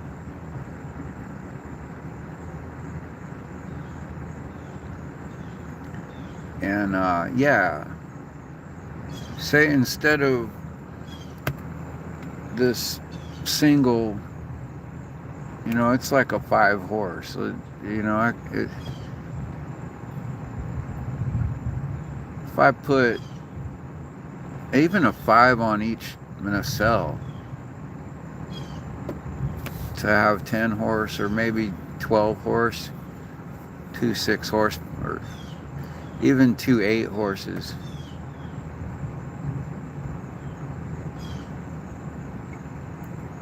Oh man, yeah, 2 8 horses would probably plane this boat out. Like I might have to put a hydrofoil under it. Actually, I think if I had hydrofoils on the nacelles, I could probably get a single 8-horse to plane this thing off.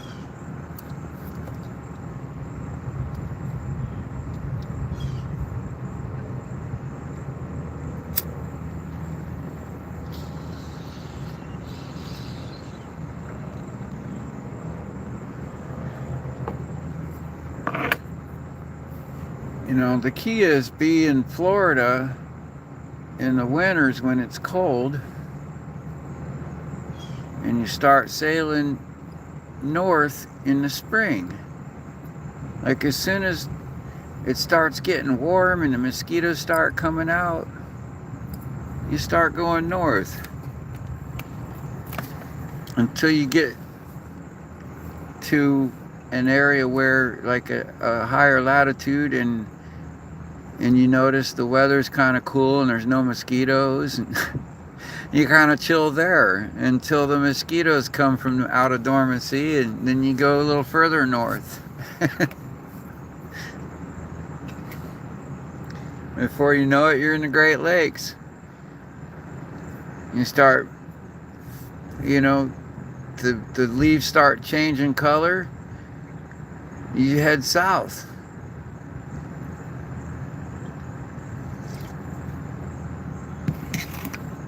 You want to be down, you want to be in the mainland, but close to the mouth of the river, like to where you're almost out of the mainland. You know, like you could turn back inland, or you could stay right there and head south. And you kind of wait there until that mid-October time when it gets cold and there's no more hurricanes.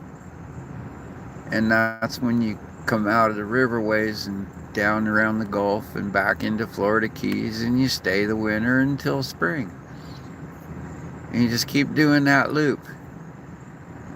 And the whole idea is follow the good weather all year long.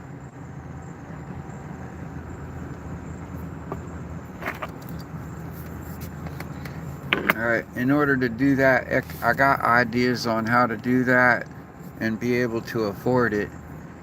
Like the deal is like, that's a lot of food and fuel and water, and like how do you deal with all that? Still get there in time and keep up all the repairs. And that's a special type of boat. You can't just go buy that kind of boat.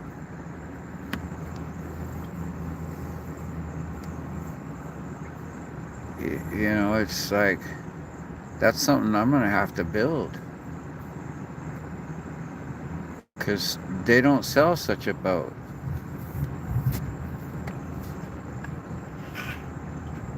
Not in my size and price range. I want something no bigger than 15 feet long, no wider than 8 feet wide, no taller than 5 feet tall.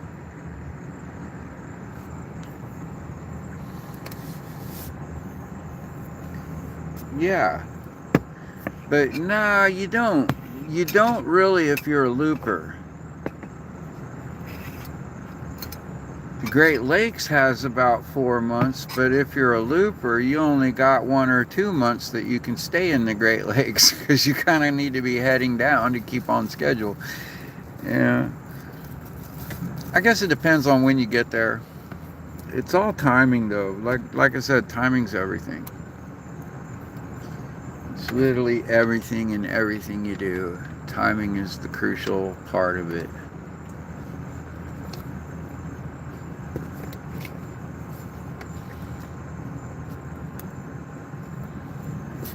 If you don't believe me, ask a cook what happens when they're frying some eggs over medium and they don't time it right.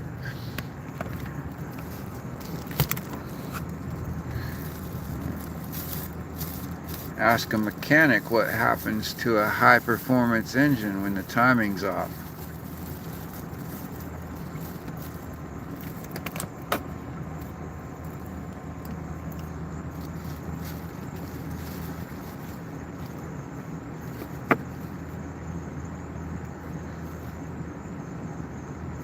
It's like asking a married woman if she'll marry you.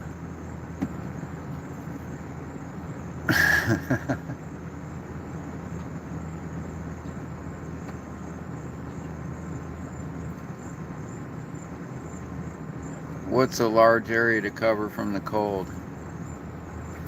15 by 8? By 5? No. Not really, because I don't need to cover the whole 15 by 5 or by 8. Um, I only need to cover about 14 by 3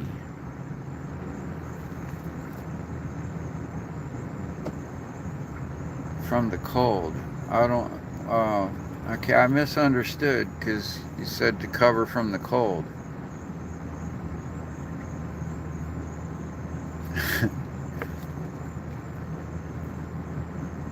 Well, yeah, okay, so in order to do that kind of distance, you need to be able to do an average of, you know, 10 to 15 knots. Like, you need to be able to cruise at 10 knots, at 10 to 12 knots at least.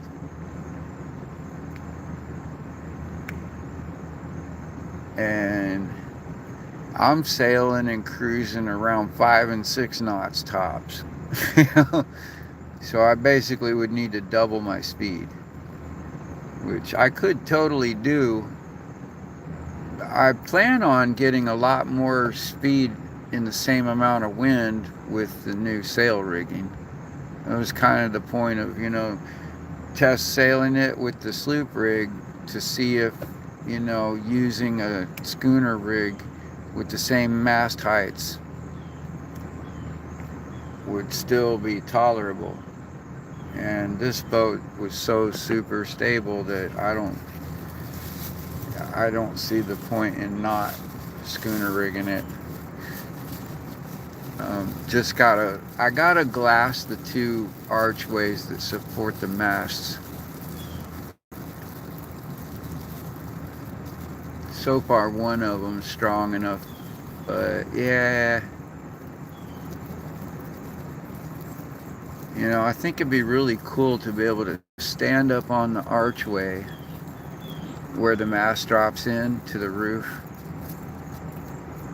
and even kind of climb up the first section of mast with it unsupported and no rigging on it without it being a big problem. Like, I just want to have a really super sturdy masthead.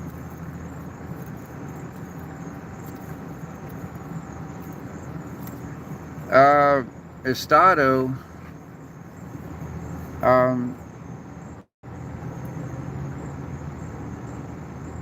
I plan to just, if one's coming at me, there's not a lot I can do except secure the boat the best I can and then go to the shelter.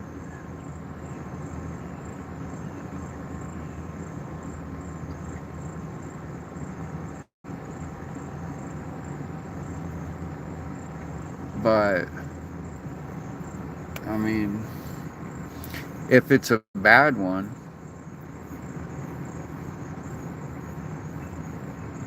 but let's not talk about that, will you?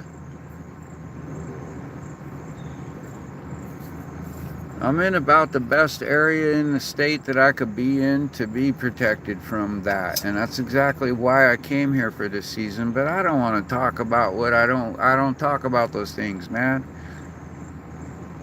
That's a forbidden subject when you're a sailor in Florida this time of year.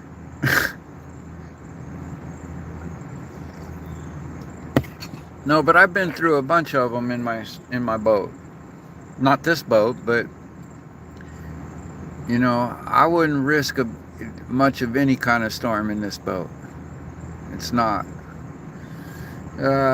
It's pretty sturdy, but no, it ain't worth the risk.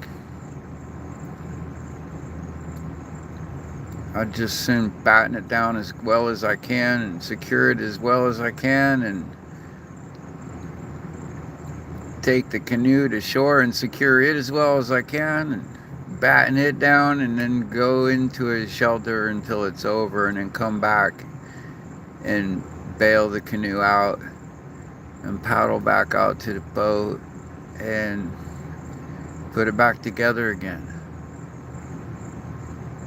That's the hurricane plan.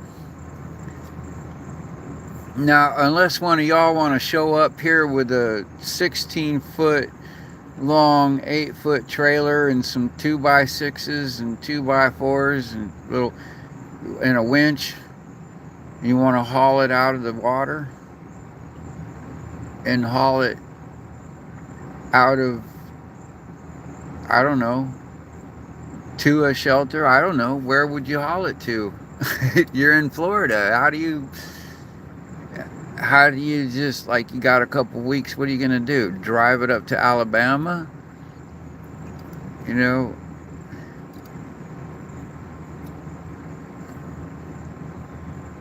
no. That's why I built it the way I did, so that it can get up in the freaking back corners where it's freaking well protected. You don't notice I'm between a bunch of trees and pinned between these two little islands in a back cut, and I'm surrounded by nothing but mangroves. There's no debris around to fly but some leaves. And if my boat broke loose, where would it go but into the ferns? You know, it's just gonna go, like, where is it gonna go? It's gonna, no big deal. It's not gonna hurt anything. So it's, it's in a way better position than being in an open bay next to a steel seawall where there's a concrete and steel barge and concrete seawall and, oh, that bridge and that marina with a full of $250,000 yachts. you know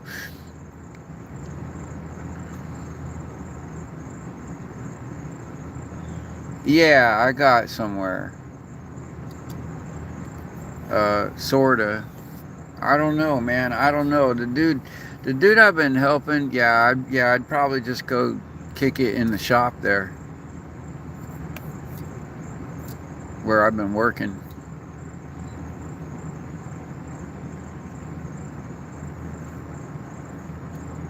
Put up a little cot.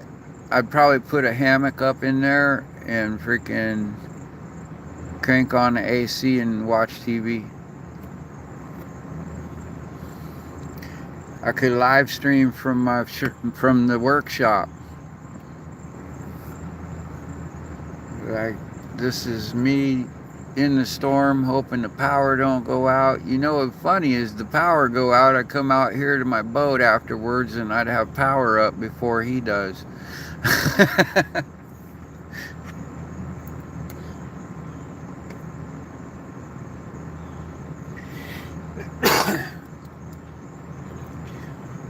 Now look at this lovely weather. It's 7 o'clock and I cannot drink coffee anymore.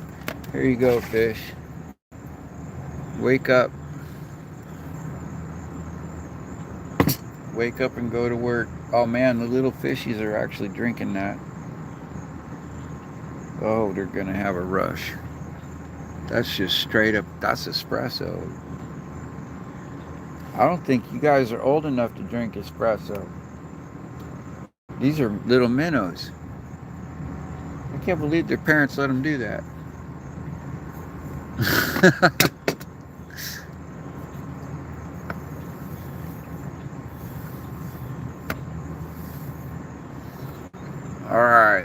All right, let's change the subject now because we don't talk about that kind of stuff.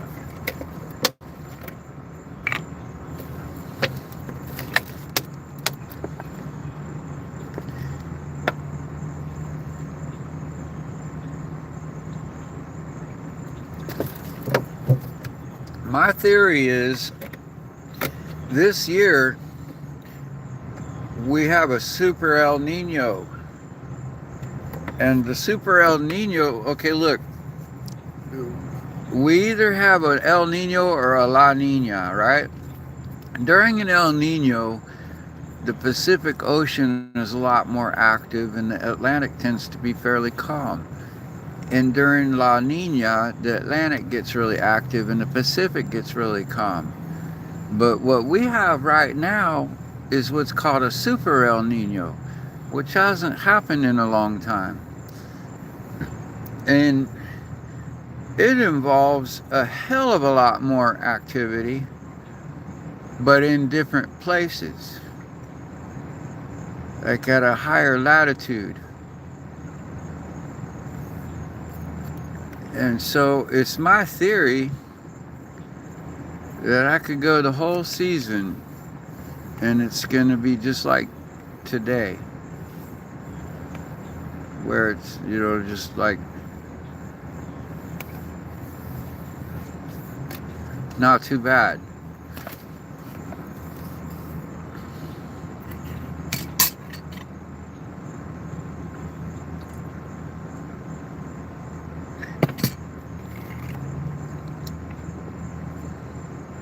Now, that's just my theory.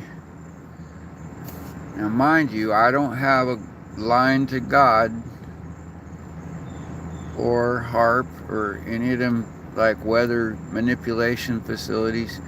I'm just saying, like, I'm hoping to manifest that that's what happens. Like, all those storms hit way up north, and like, because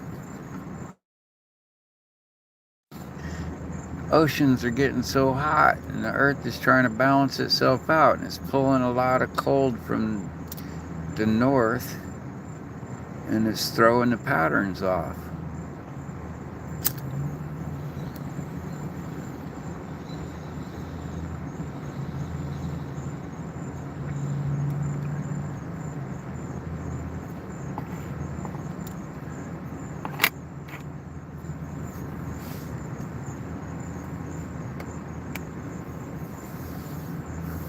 Alright, folks, that's enough for today. It's about to get sunset, and I'm gonna have to crawl behind some bug netting and all that crap, and yeah. Oh, I did a small layup of fiberglass today. Let's go look at that puddle of resin in the mixing bin and see if it's hard yet. I bet it hasn't, because it needs to take a lot longer. This stuff takes forever to dry. I don't know if it's gonna ever dry.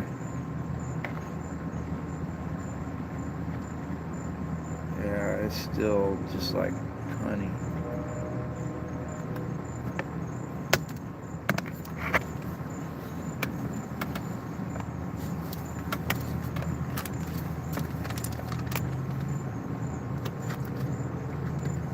I think this stuff takes like 8 hours to set up.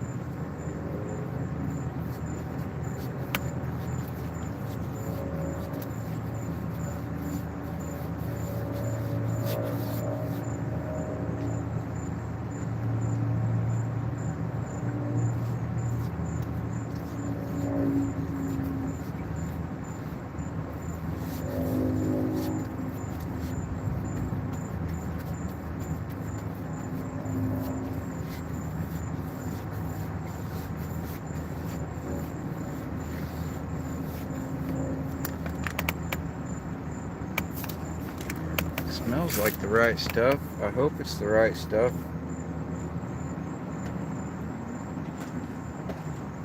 I got this stuff at work, this resin, and I'm telling you, I could not really read the label because it was so messed up. I've been sitting in that shop for so long, and I really believe this is 2-part epoxy. But I don't know, it's so hard to tell because epoxy takes forever to harden.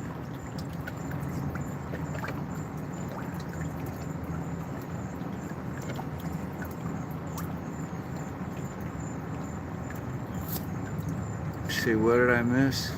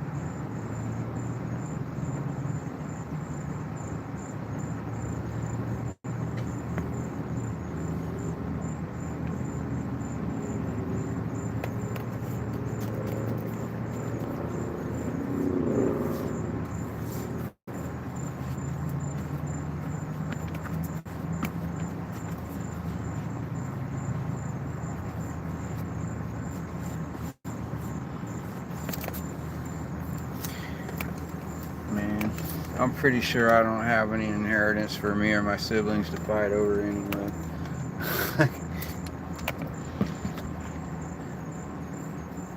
Glad for that.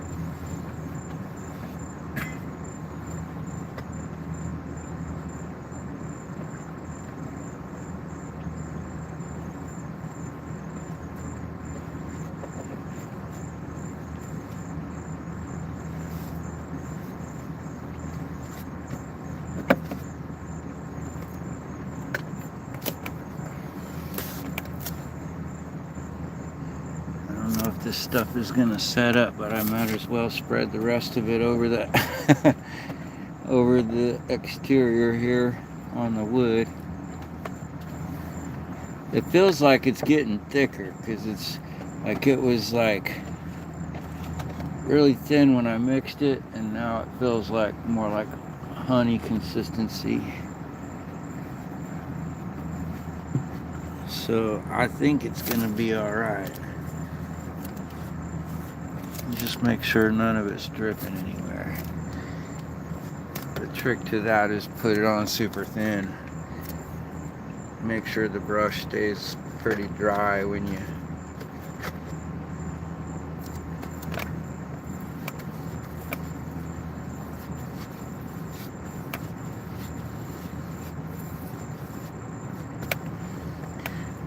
there. Maybe by tomorrow afternoon when it rains, I'll hope this is set up. If not, I just put some kind of weird ass oil into my boat. But I really believe that's epoxy resin.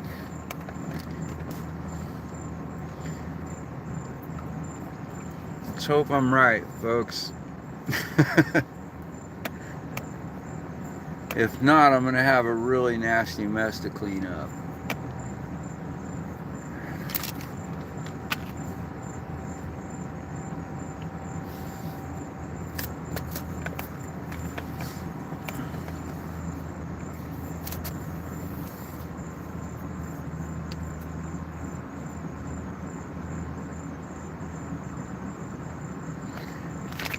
Yeah, you know, I had a sister like that.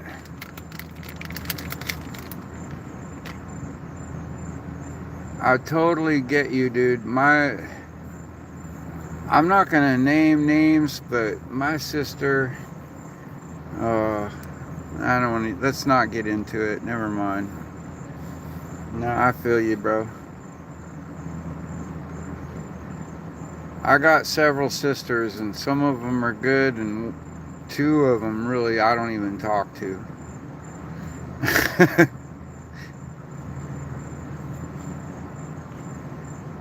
And I kind of got the same average with brothers.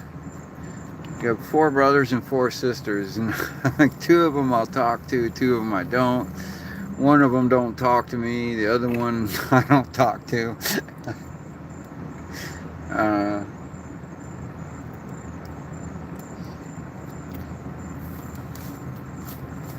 That's like one of each that I actually bother to talk to, and like could talk to, would talk to, but you just don't even have their number. What are you gonna do?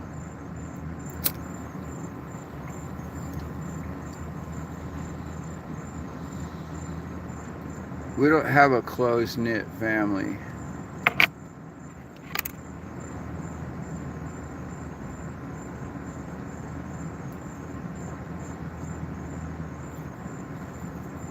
Yeah, I don't have nobody calling to check on me really.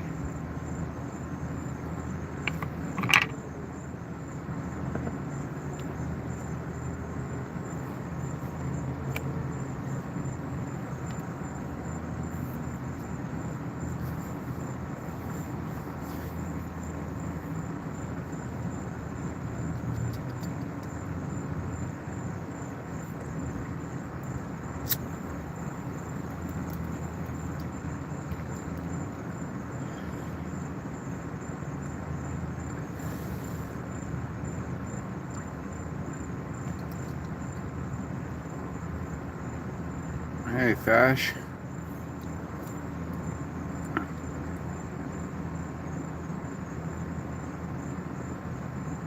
Yeah, evening. Mr. Dog. Oh man. Oh man. Oh man. It's Sunday. Sunday night. Man, you know what that means. Damn, that means back to the salt mines tomorrow.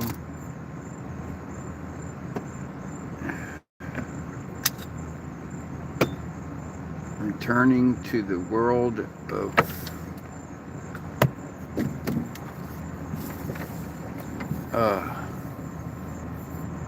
how have I been getting on? Well, you're looking at it. Still floating.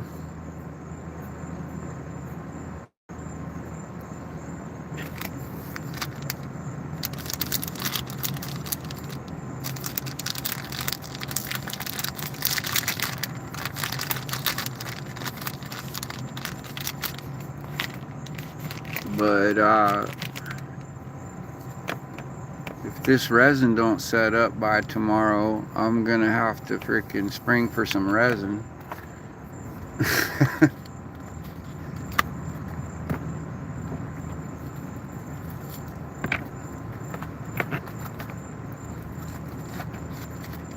Not looking forward to that.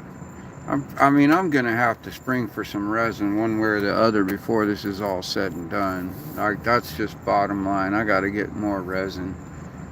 Whether this shit's good or not, this is just enough to get started.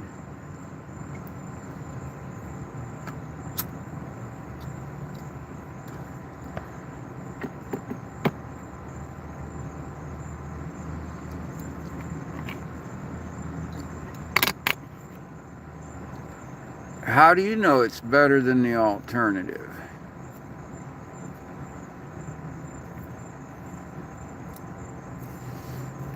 You ever been dead?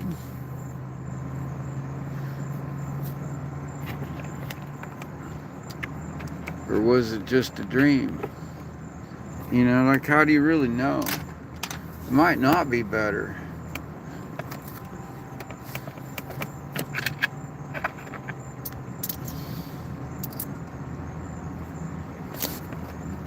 Alternative might be better. I'm not rushing to find out, though.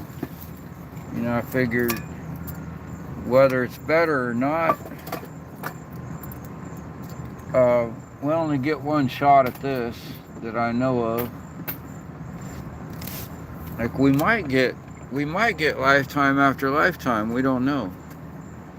Like, we don't really know until we're there, but we do know we got this one.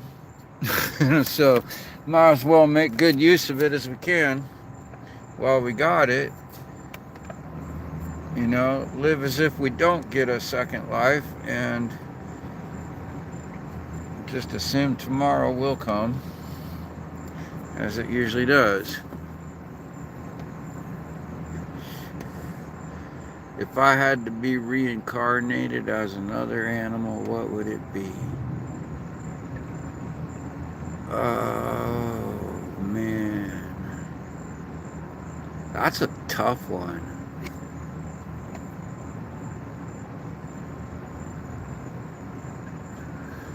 That's a truly tough one. Because why would I want to be something other than a human?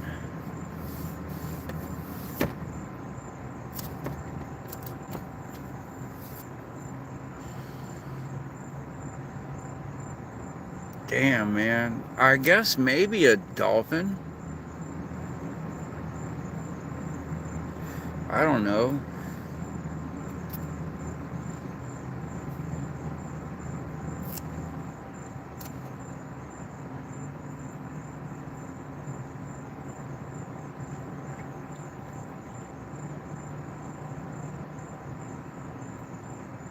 They got a similar lifespan. they're really freaking smart, and they're pretty successful. You know, like they have about as good a chances as a human of making it to maturity. So why not? Why not a dolphin?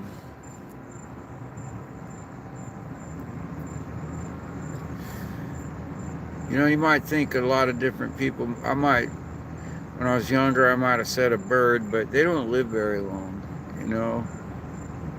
And the ones that do tend to be caught and sold into, you know, like they're sought after for their feathers and shit.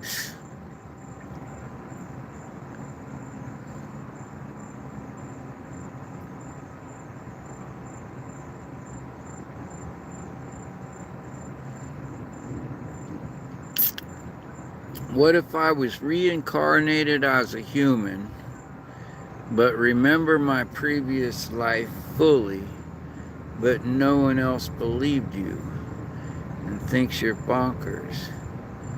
Well, then don't tell anyone else. They don't need to know about your psychosis or neurosis or whatever that drives you. Like, what if you do, what if your whole previous life memory is just a self-delusion and you don't really remember it and you are bonkers? How would you know? Like, if you were crazy, would you know that you're crazy? Probably not, because then you wouldn't be crazy. So,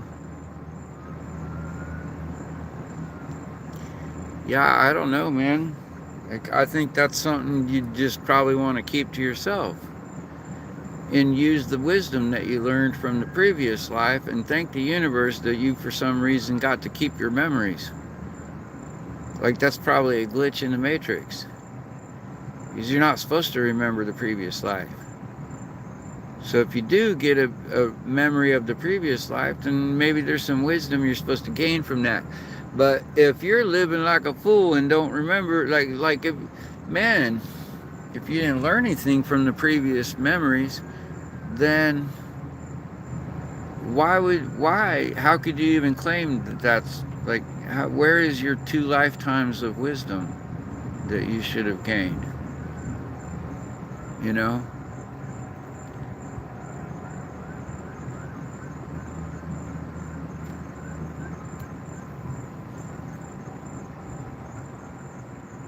You know, are you twice as wise as most people? I don't know. Maybe you have lived 2 lifetimes. Who knows?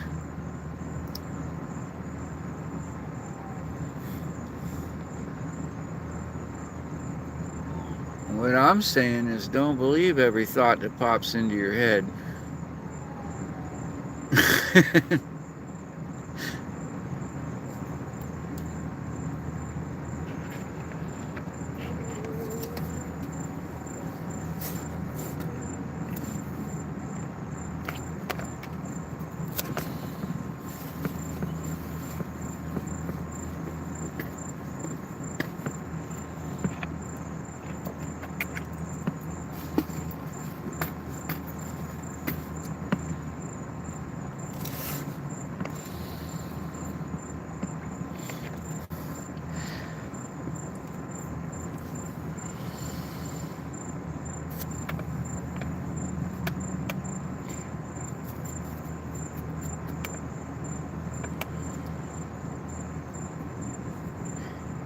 Yeah, man.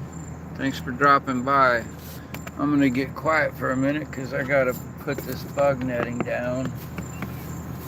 And I forgot about how in the hell am I gonna bug net this area without it getting in the resin. That's gonna be a neat trick. Oh jeez, Christ, I did not even think about that.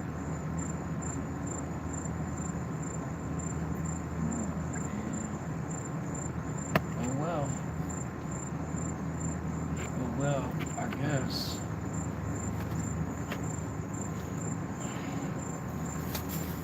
I just gotta grin and bear it. I'm gonna have to sack some netting because I can't survive the night feeding mosquitoes with my own flesh.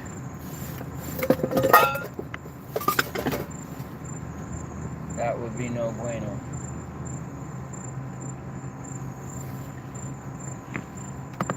So anyway, in the interest of not kicking my phone over into the water, I'm gonna go ahead and call it a night, and I'll see y'all later. Thanks everybody for stopping in. Be kind, be good, or be good at it.